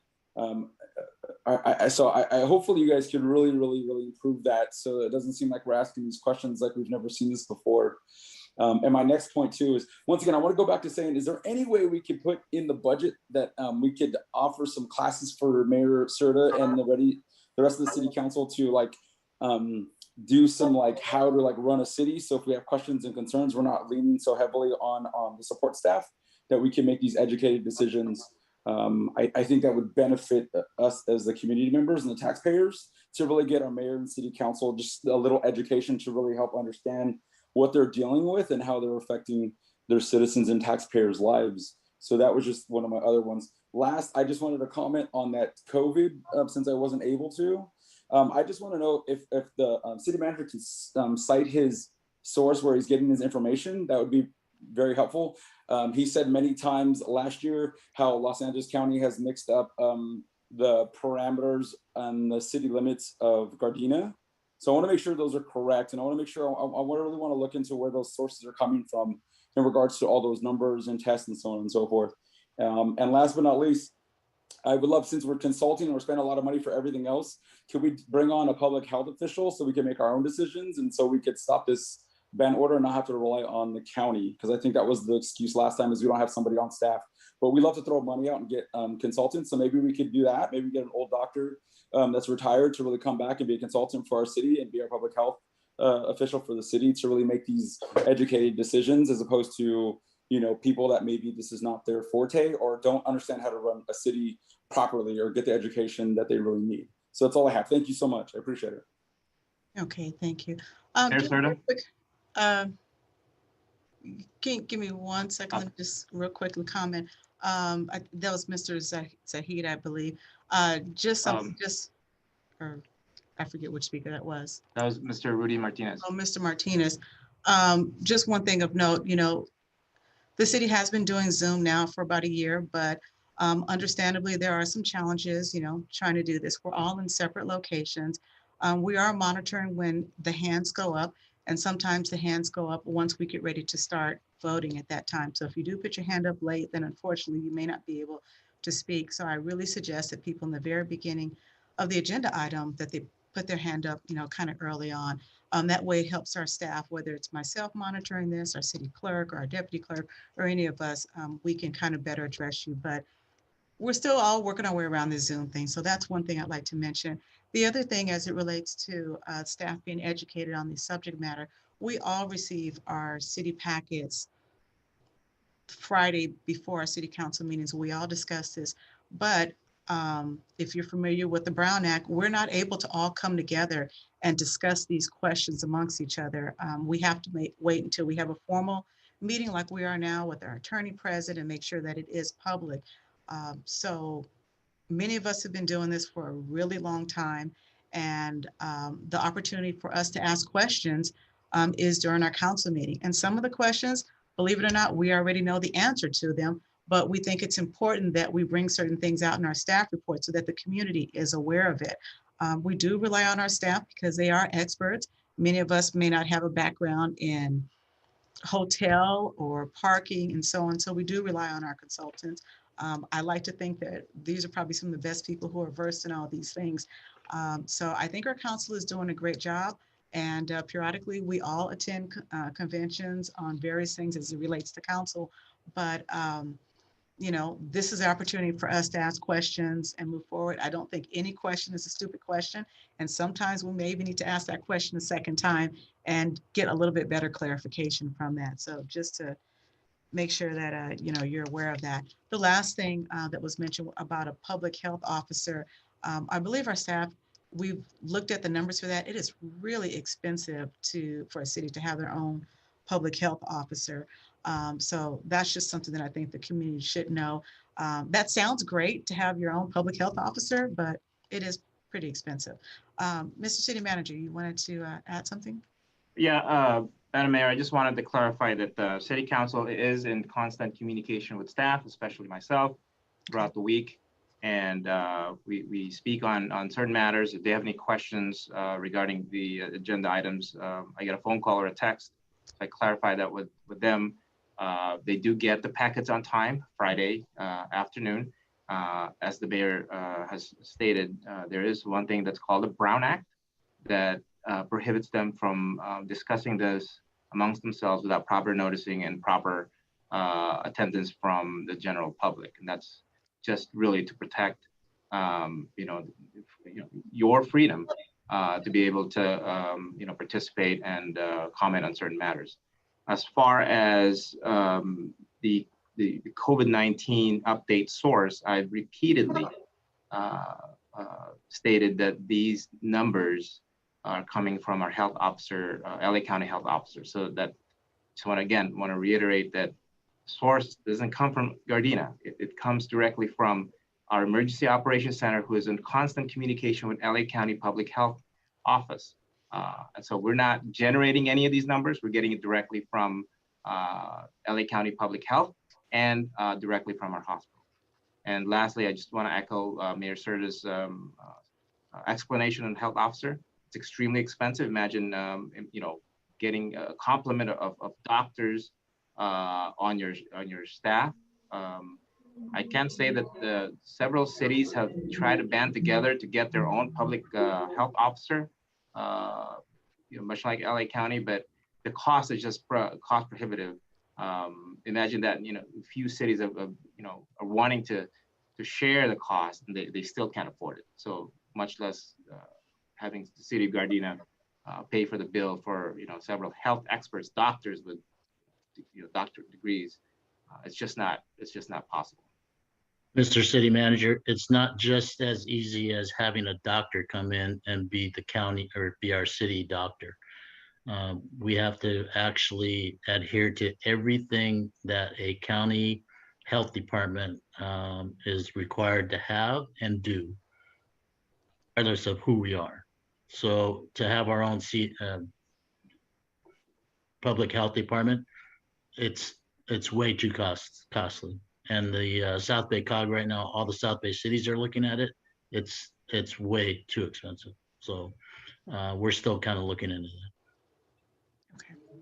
All right. Thank you. Are there any other questions or comments that anybody has on item number 14A?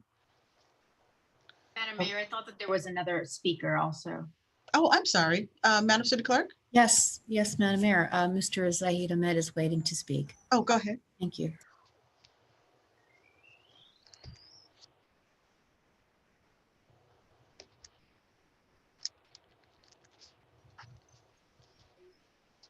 Hi, good afternoon, City Council and City Mayor. Thank you for letting me speak. So I just had a thought that something that I was just thinking about.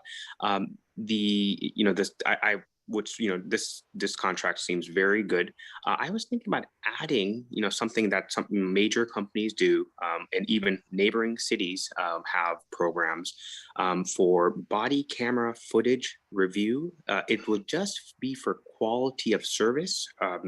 So for example, like keywords when interacting with the public, thank you, have a good day, essentially some sort of quality control. Just small little words like that from a police officer can make a difference. So we want to make sure we're giving not 85%, not 90%, but we're doing 110%, going above and beyond, helping, and this is for the city, police officers and even parking enforcement or other staff members of the city who are in public policing. So we want to make sure quality of service is key. And I would even try to encourage the city. $60 is not a big deal if you're thinking about, these are expert investigators. They've been, you mentioned they helped the city of Torrance, office, which is really impressive.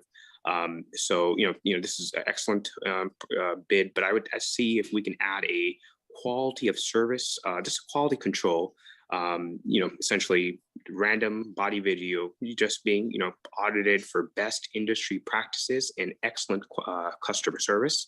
And also, for example, City of Torrance, their police department has continuous body camera video that's recorded.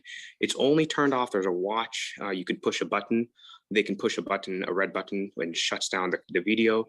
But I would say, there is a company called, Motorola. Google owns them. They have body cameras that are only $49. Transparency should not be at a high cost. It's pay as you go, unlimited storage, and they have a really good body camera that's called V300 body camera. It could be a complement to the Axon body camera. And even with the Axon body camera, I would say, put in a mechanism where I think the sheriff's department, it's 10 minutes of video before activation of the button. So essentially, doing that and just having quality control being implemented into this contract, if it's possible. Thank you so much. Okay, thank you. Are there any other questions or comments? Okay, if not, Madam City Clerk, are there any more speakers? No, Madam Mayor, we do not have any more speakers. Okay, can I, at this time, then, can I get a motion to authorize and execute the contract here? So moved. Is there a second? A second. Okay, Madam City Clerk, there was a motion made by Councilmember Kaskanian and a second by Councilwoman Francis. Will you call the roll, please? Councilmember Kaskanian, Yes. Councilmember Francis, Yes. Mayor Pro Tem Henderson, Yes. Councilmember Tanaka, Yes. Mayor Serta. Yes. Next up is item number 15A. Mr. City Manager. Mayor Serta, members of the City Council, agenda item 15A is approve award of construction management inspection services contract to Wallace and Associates Consulting Incorporated in the amount of $124,322 for the traffic signal reconstruction on Vermont Avenue at Redondo Beach Boulevard and Rosecrans Avenue, job number 930. The project will reconstruct traffic signal hardware and software for the two intersections. Associated improvements include extension of a left turn lane on southbound Vermont Avenue, ADA compliance update on both intersections, and limited concrete pavement enhancements. In late 2015, the city applied for and was awarded a Measure R highway program grant. And as a result, the city received $1.5 million for design and construction of the Vermont Avenue traffic signal reconstruction project. Project design phase is nearing completion, and to move on to the construction phase, city must obtain a B permit from the City of Los Angeles. To expedite the construction phase and streamline the permitting process, the city must secure construction management and inspection services prior to securing a contractor for the construction phase. Excuse me. The city will require the consultant to obtain a B permit from the City of LA to ensure that the permit is obtained prior to construction start and eligible for grant reimbursement. A B permit consists of a plan check review and inspections for extensive improvements in the City of LA or shared jurisdictions. Staff extended an RFP for construction management and inspection services to 4 on-call consultants. However, only 2 consultants, Wallace and Associates and KOA, responded to the request by March 15, 2021. After reviewing each proposal, staff is recommending that the City Council award the consultant contract to Wallace and Associates based on their understanding of the project, qualifications, and lower fee by $55,006. Wallace and Associates is one of 5 city on-call construction management consultants approved by Council on August 19, 2019. The city's on-call agreement requires any services exceeding $100,000 to be approved by City Council. They have been providing construction management and inspection services to public agencies in Orange, San Bernardino, and LA counties for the last 2 decades, and are satisfied with our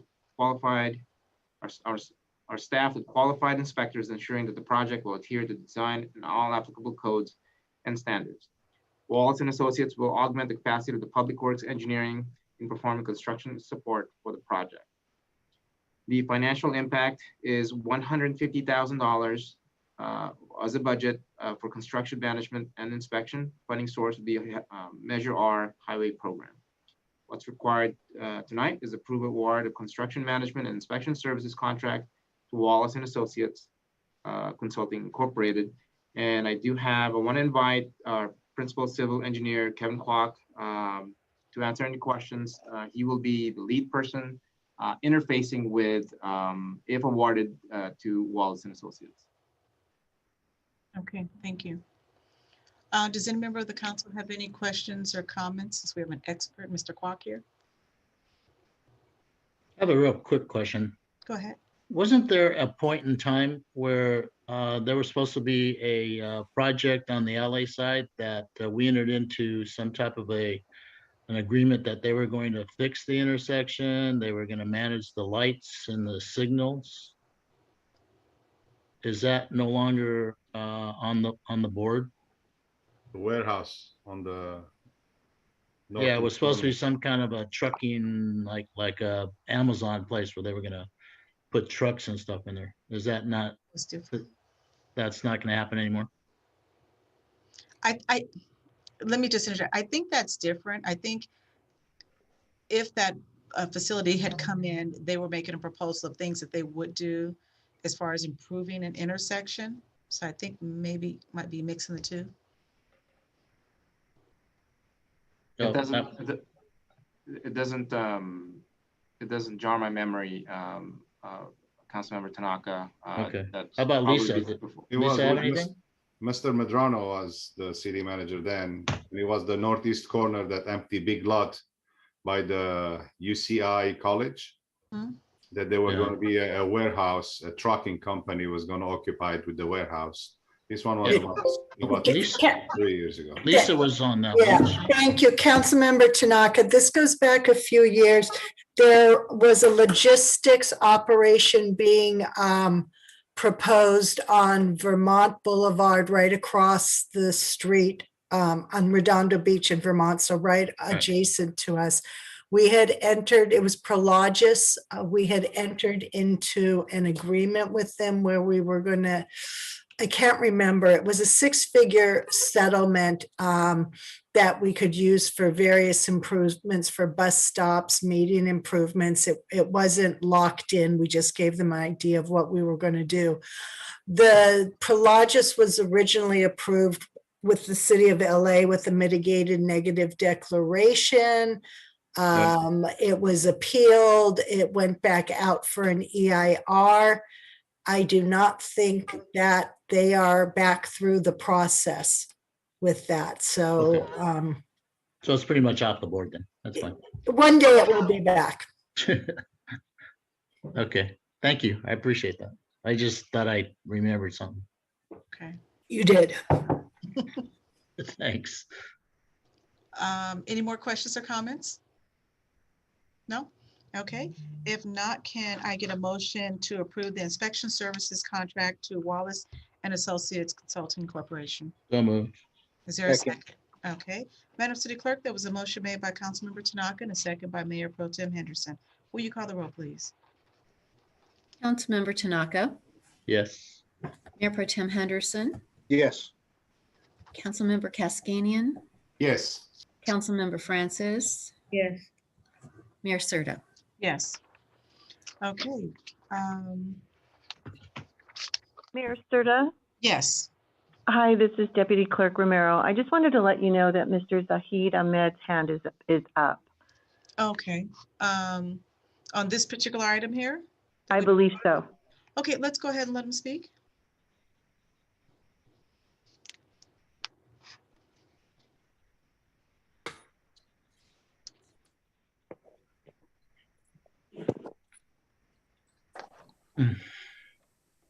Yes, hi. Thank you so much, City Council and City Mayor, for letting me speak. So I was reading a news article which stated that Prologis, which is building or was helping building Amazon, the warehouse on 15134 Vermont Avenue.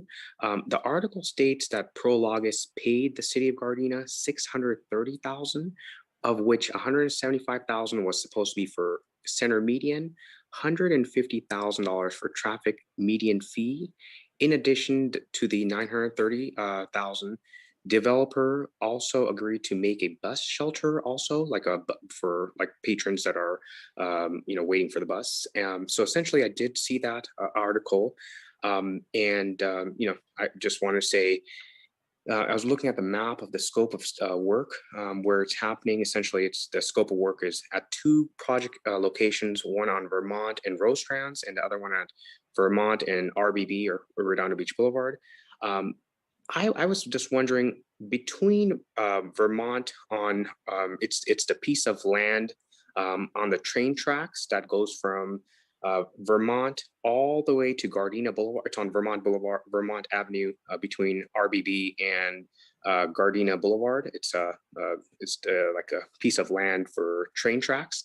Is there a way that this company can also incorporate a engineering plan to essentially install grass, or even what City of Anaheim has been doing with their center medians, which is they're putting in center medians that look green when you're driving. Essentially, you're driving at 35, 40 miles an hour, depending on what the speed limit is on Vermont, and you're essentially not looking at the grass. So even artificial grass looks like it's real grass, and trees. There are so many different trees that essentially once you install the water drip lines, they're not even invasive. They're just drip lines.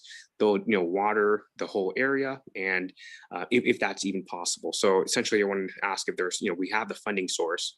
And I also want to go over how the city was able to install a center median, which is amazing. We should even, essentially it was not essentially in Rosecrans Avenue between Normandy and Western, which is amazing. And we did not need a study, or what's that called, the local tax, the local maintenance, where it's local businesses are contributing to it. We can even look into asking local businesses if they can adopt, like on the freeways, they have adopt a highway. If we can even have them adopt a avenue, have their sponsorship and their logo there. So just some ideas to make Gardena look better. Thank you so much. Madam Mayor? Yes. I just want to clarify that money was never provided to the city of Gardena. We had entered into essentially a settlement without litigation with them. And the money was only going to come to the city if they received their project entitlements. Since they've never received project entitlements, we've never received money. So I don't want anybody who's listening to think that we got this big pot of money. It never came. Got it. Thank you. Okay. I'm sorry, my computer's restarting and I just logged in somewhere on another device here. Okay, where did we leave off here? Okay, next up are council directives. Does any member of the council have any directives at this time? Yes, I do. Go ahead. Okay, regarding the resolution, it was not my directive, but regarding the resolution, this was in my area, it's really by the Los Angeles County Democratic Party, and it's a resolution on condemning hate and violence against Asian Americans and Pacific Islanders. And so I guess, could we use this as resolution for the one that you had suggested, Madam Mayor? You know what, I'd like to look it over first, if just so I know all the wording, involved in it. Would you like to hear it or no? Not right now? I mean, if you like, you can email it over to me. Councilwoman Francis, you can forward it to the city manager's office, and staff will prepare a draft and we can consider that one. Obviously, when the resolution is brought forward at the next council meeting, if there's any changes to the proposed resolution, council then by motion can make those changes. But we can take that resolution that you have that you received, and staff can take that as a starting point, obviously, to draft a resolution on behalf of the body. Yes, it's very good, and they gave me permission, so I'm not I'm not plagiarizing anything. I call it, and got permission. The other one, I wanted to do. Assembly member Al Mersucci has submitted AB 557, and it's requiring the Department of Justice to establish and maintain an accessible toll-free hotline number and a line and a form for reporting hate crimes and hate incidents in the state of California. And I have a summary on it. I can email to you, Attorney Vasquez, if, Is the directive, Councilmember Francis, that a letter in support of AB 557 be done? Sure, if you get a second, then you can forward that to me and I can prepare a letter on behalf of the council. yeah, this bill, it just, it makes it easier to report if an individual did not want to call the police directly. It's a toll-free 800 number, and it makes it easy to report a crime, a hate crime, and also it provides documentation that this report was done, and it's not sidestepping anybody, but it's just another tool that we have to collect information and data and support people who have hate crimes committed against them. It's just an additional tool. I will prepare the draft letter on behalf of you and the mayor, and I can email it to the rest of the council members, and each one of you can advise me if you would like your name added to the letter, if that works with everyone. Okay, that's fine. All right, thank you. Thank you. Madam Mayor, this is Mayor Pro Tem Henderson. Before we go further into directives, did you want to go back to council items so we can see where we are so we don't kind of duplicate requests again, or? I'm sorry, I don't have anything under council Okay. items. Did I miss something? No, I just want to make sure we're okay. One thing I wanted to ask and see if I get a second for this in regards to, we have a process for our citizens to be part of Cap Cops and everything like that. And I believe our council is working really hard to make sure we're transparent on a lot of issues, but it seems that there's still some sort of knowledge gap between us and the community that we got to address some kind of way, shape, or form. So if I could get a second from someone, and I would like to work with Madam Mayor, Mr. City Manager, on what we need to do on our website or how we need to provide information so people understand exactly what we're talking about or something, because it seems like to some we're doing rocket science and it's really not that hard, but there are key aspects that kind of get missed, and then a simplistic solution is provided, and there's a little bit more to it. Like for instance, the Brown Act and what that means, the pros and cons, and why we have to follow that. So if I could get a second on that, Madam Mayor, I'd definitely like to work with you, Mr. City Manager, on this, so we can kind of figure out what we need to do to make sure that folks understand that we are being transparent. Some sort of curriculum or something. Okay, Mayor Pro Tem, is this like in reference to like what we were going on in tonight's meeting as far as like maybe residents not quite understanding the process of how that goes? Yes. We can. I have no problem seconding that. I just think that as people watch our meetings and attend our meetings, they will understand the process, that we go through. Myself, I attended meetings for over 10 years before I even got on the council, and I kind of understood what the process was, and as I talked to council members, I learned that, hey, when they got their city packets, they studied it, but they still, asked questions, to staff, because of course they can't get together. But I think some people, I don't know, maybe they see it differently, but I have no problem, Okay, and I agree with you, because as we all know, and we've all lived in this community a long time, we've been through the council stuff and all that. Yeah. And it's kind of folks that understand it's kind of like a never ending story. So if you miss an episode, you kind of just like kind of lost in, for instance, without having to go back and do your reference. So I'll withdraw that directive and just figure out what we need to do and everything. But thank you. That's just a concern of mine. Yeah, well, and thank you for suggesting it. When I look at our city and I look at a lot of these other cities, I think we have so much information as far as on our website and transparency. Even the information that you offered, the financial workshop and the handout. I don't know of any other city, to my knowledge, that does that to kind of help explain the budget, to people, even as it relates to our planning commissioner positions and definition of what the positions mean in our rent mediation booklet. I think we have a lot of good information on there. I would hope that people would kind of take advantage of that and then kind of learn the scope of what we do as a council. But as always, we're always open to more suggestions to, stay transparent. Any more directives?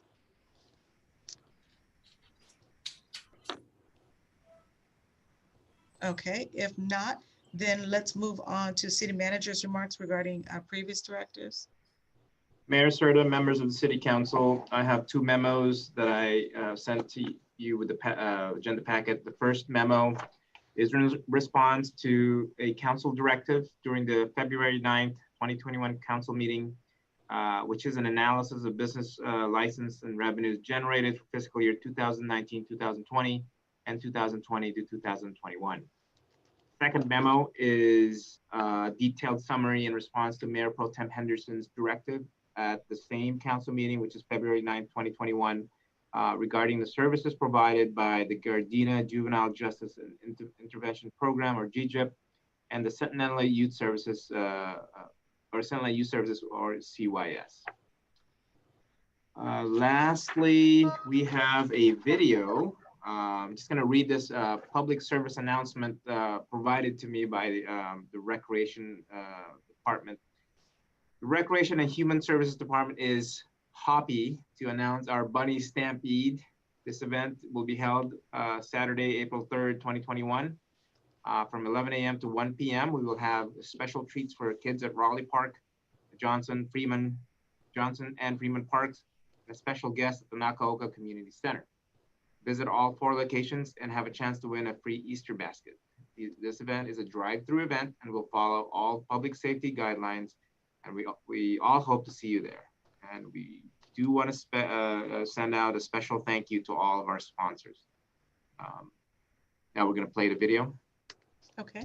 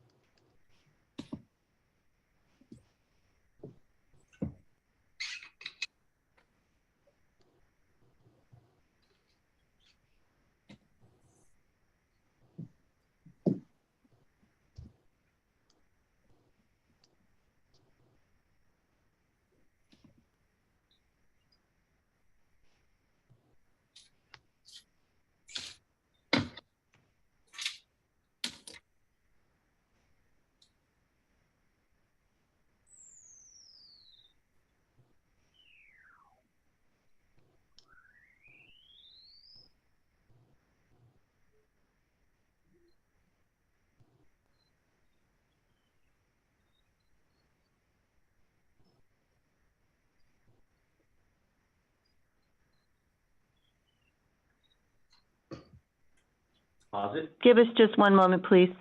Okay.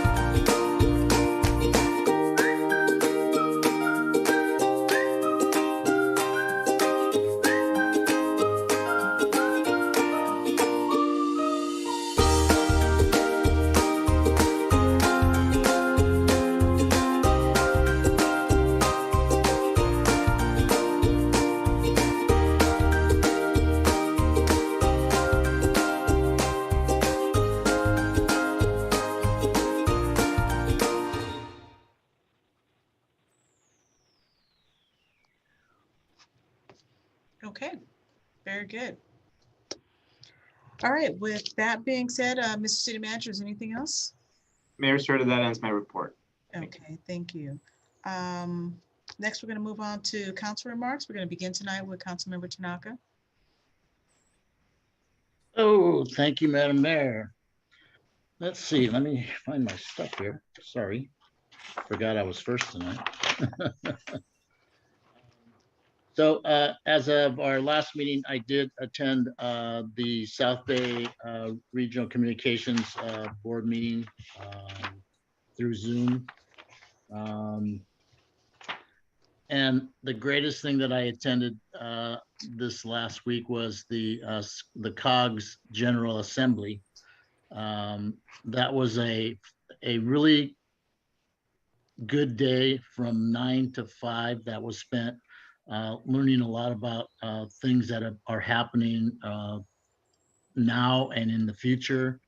They talked about the future of mobility, and that's why, when we started talking about parking issues, the mobility aspect popped up about how we're trying to change the South Bay to slower, more efficient transportation locally. They talked about how we did do COVID responses and how we interact with each other as far as the county and the city. They had a group talk about fiber networking. And right now, the South Bay and the COG, we are the prime example about fiber networking. Everybody is looking at how we did it, how we went about putting it into motion, how we're paying for it, because fiber is not cheap. I think they talked about almost $200,000 for a mile, but we went on about that. They talked about how the housing issues are popping up and how we're dealing with that as a region, and the things that we need to start doing to transition the infrastructure, how we build our cities, and the things that we look at putting in our cities. So it was a really great day of stuff, and listening to the speakers and listening to the questions that were put out there. So I really am glad that I'm part of that South Bay COG, and I think Mayor Pro Tem can agree with me, being part of the SCAG, that we do tend to get a lot of great information through our COG and the SCAG. So that ends my. Okay, thank you. Thank you. Thank you. Next up is Councilwoman Francis. Thank you, Madam Mayor. Since we last met, I attended a presentation on the 10-year master plan on aging for the state of California. It was put on by the California State Democratic Party Senior Caucus, and California is on its way to putting forth a 10-year master plan on aging. Don't quote me, but I thought I heard that within the next 20 years, over 50% of the population of the state of California will be seniors. So right now they're making plans on what to do for our aging population in terms of healthcare, transportation, and so on. And before I finish, March 1987, President Jimmy Carter declared March as Women's History Month. And it's a time to celebrate the achievements and contributions of women to our country. And we're no slackers here in the city of Gardena. We certainly can celebrate Madam Mayor Tasha Serta as being the first woman mayor. Also, we can celebrate Attorney Kranitz and Attorney Carmen Vasquez. I remember a time when there were no women attorneys for the city of Gardena. It was all guys. And so I'm very, very pleased about that. Also, we can celebrate Mrs. Gwen Duffy, who's the first woman council member, elected woman council member. And then Mrs. Rachel Johnson was the first African-American woman to be elected to the city council. And then even in community development, we had Kathy Kari, the first woman community development director. And even going beyond that, March is also a very busy month. On March 31st, we can celebrate the birthday of Cesar Chavez. He is the first. There's only 2 Americans who are not presidents whose birthdays are holidays. Dr. King is one. His birthday is a national holiday. And then Cesar Chavez, who's a Mexican-American heritage. And he is responsible for improving the lives of farm workers. So if you have your fruits and vegetables that are on your table, if you join those, thank a farm worker. And he did a lot to improve the life, making speeches and marches. And so on March 31st, as you're enjoying those fruits and vegetables, remember our farm workers, because without them, it would not be possible. And those will conclude my remarks. And spring break, happy holidays is coming up. You know, I'm a teacher by day, and we get spring break. So make sure you celebrate spring break safely and responsibly. And just one more thing, we're going to get through this thing. I think we're on the downside of the mountain, and just remember to keep, remind you to wash your hands, wear your face mask, watch your social distance, get tested, get your vaccination, and better days are ahead. And when we can all get back together and do some of the things that Councilmember Mark Tennyson talks about, having those community meetings to get to talk to our neighbors. So thank you, and for those of you that are celebrating, happy holidays. Thank you. Okay, thank you. Next up is Mayor Pro Tem Henderson. Thank you, Madam Mayor. First, I'd like to give kudos and a bravo Zulu. Madam City Clerk, please thank your staff for this new layout of how we get our council agenda online. Still kind of getting used to it. I know we all are, but I do dig that the PDF is embedded and you can just click it versus going, so that's great and everything. And I want to thank Chief Safel for being responsive to me in regards to, and to all of us really, but to me when I asked for specific data and things we can do to make sure we continue to foster positive relationship between our public safety and our entire community and everything. So stay tuned for some other ideas to come and more discussions to happen. Since our last meeting, I was at, as Councilman Tanaka said, I was at the SCAG meeting, and they're talking about their broadband initiative or our broadband initiative. And they were like, well, isn't the COG doing something like that? I'm like, you know what? Matter of fact, we are. And so it was great. It's like, well, if you guys done all the work, let's just kind of, put our SCAG flavor on it. So they're working on some stuff. I think the pandemic has demonstrated to all of us that there's still some gaps in society that we need to cover, and broadband accessibility is one of them. So the SCAG, which covers 6 counties from Ventura County all the way down to almost San Diego County, there's a lot of things that each one of those counties is going to look to do to work with special districts to make sure that there is connectivity for all that desire connectivity. I was also at the Sentinel Youth Services meeting. It was a great meeting with the data that the chief gave me. I want to do a compare and contrast of the services our city provides for our community versus what the Sentinel Youth Services provides to whole Centinela Valley, us being an adjacent member. What they wanted us to do, and a lot of communities do, is pay a proportional share. And I wanted to make sure that our proportional share, we were getting some return on our investment. And it looks like it can be a complement to what we're currently doing in our GGIP. So that's going to be a great opportunity. Again, more services that we're providing for our community. And I stumbled upon a disadvantaged community advisory group meeting held by the California Public Utilities Commission and the Energy Commission. It was pretty interesting. The discussions they're having there, again, is what we're talking about in rural and a lot of urban areas, is connectivity and how do we bring those costs down, working with the telecom companies, what kind of utility should it be, how can we make it affordable, all these things. So that was interesting. So I'm going to stay on top of that. And Councilwoman Francis, I was able this weekend to have a couple safe community meetings. It was pretty interesting. Us yelling through masks from about 6, 7, 8 feet away and everything, but it was good to kind of get out and see folks a little bit. We want to remind everyone to get vaccinated.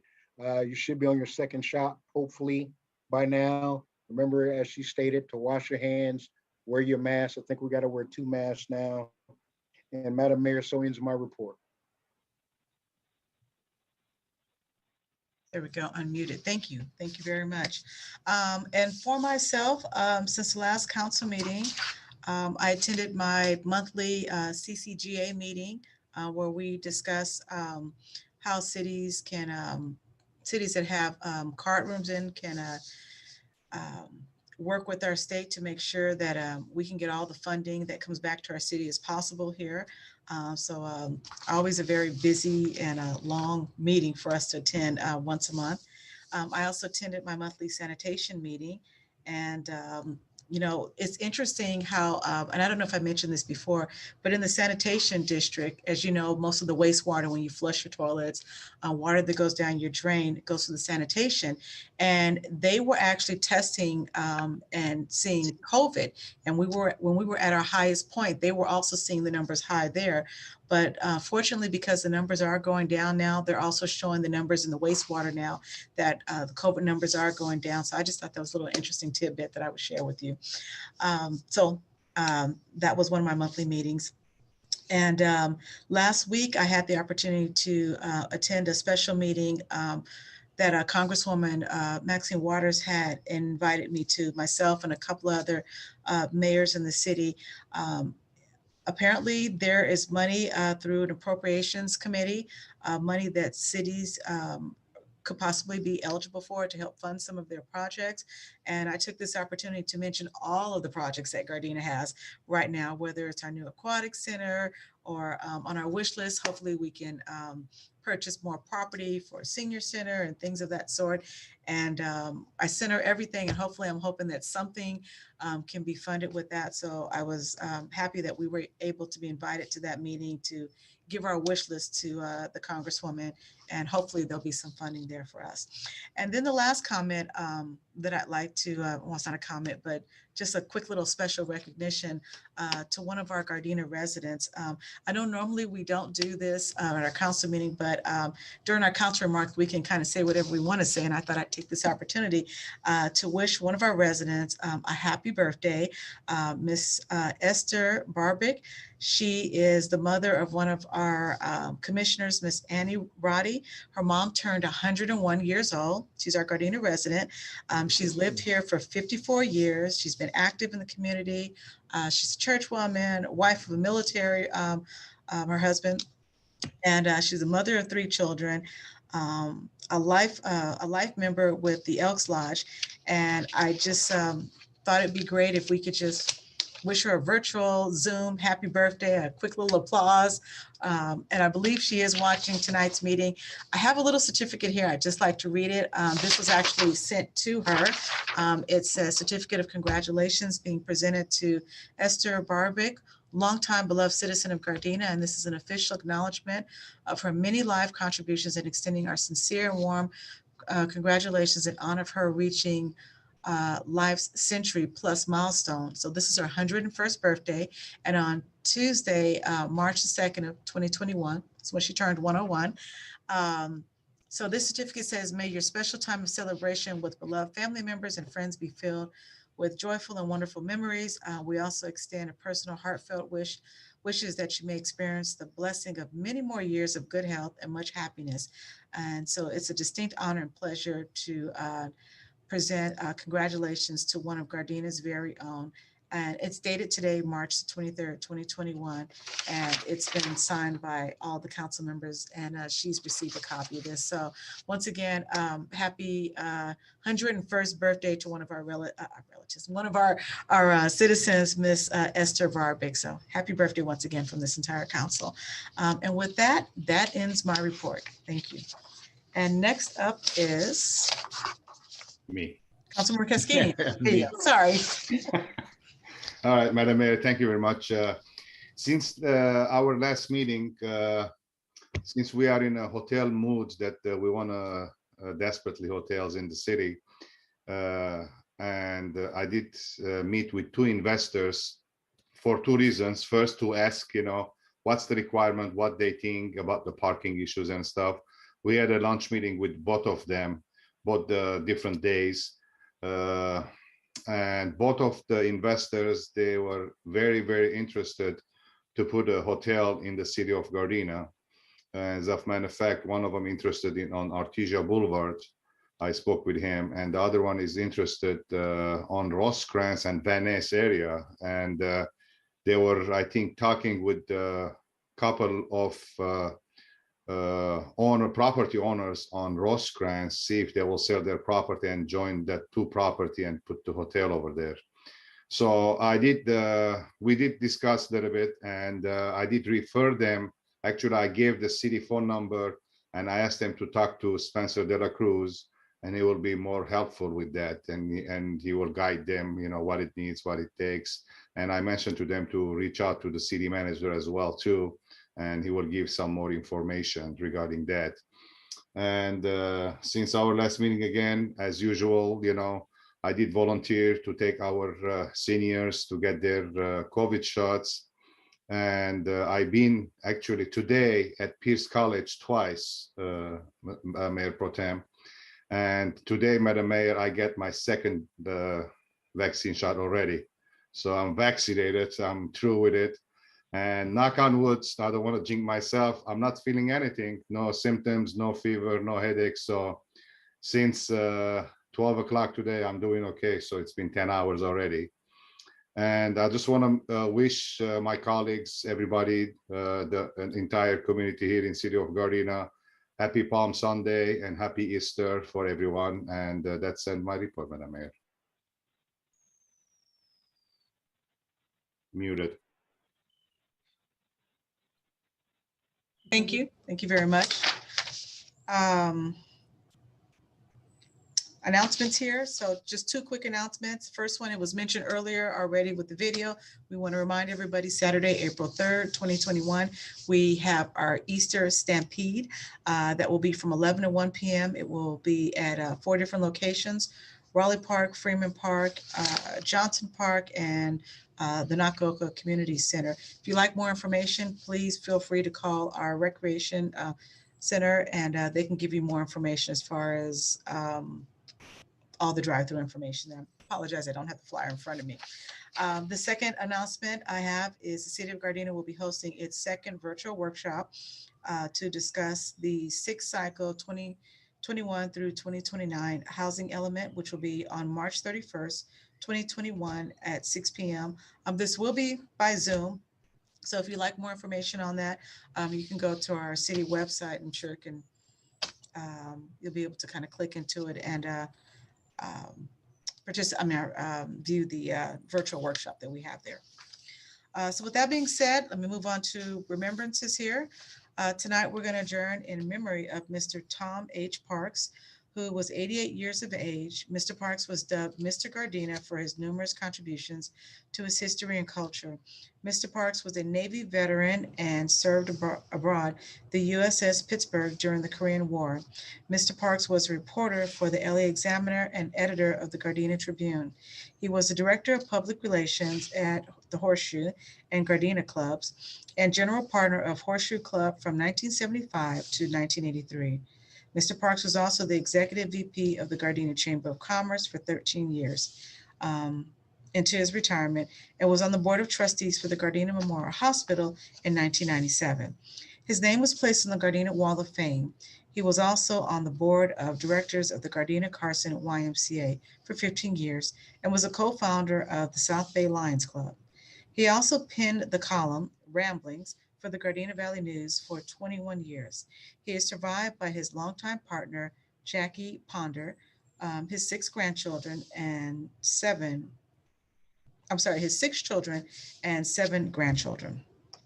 So at this time, the Gardena City Council will adjourn to our next regularly scheduled, our closed session portion of our next regularly scheduled City Council meeting, which will be at 7 p.m., followed by a regular City Council meeting at 7:30 p.m. on Tuesday, April 13th, 2021. We are adjourned. Good night, Good night, all. Good night, Good night, everybody. Good night, everyone. Good night. Be safe.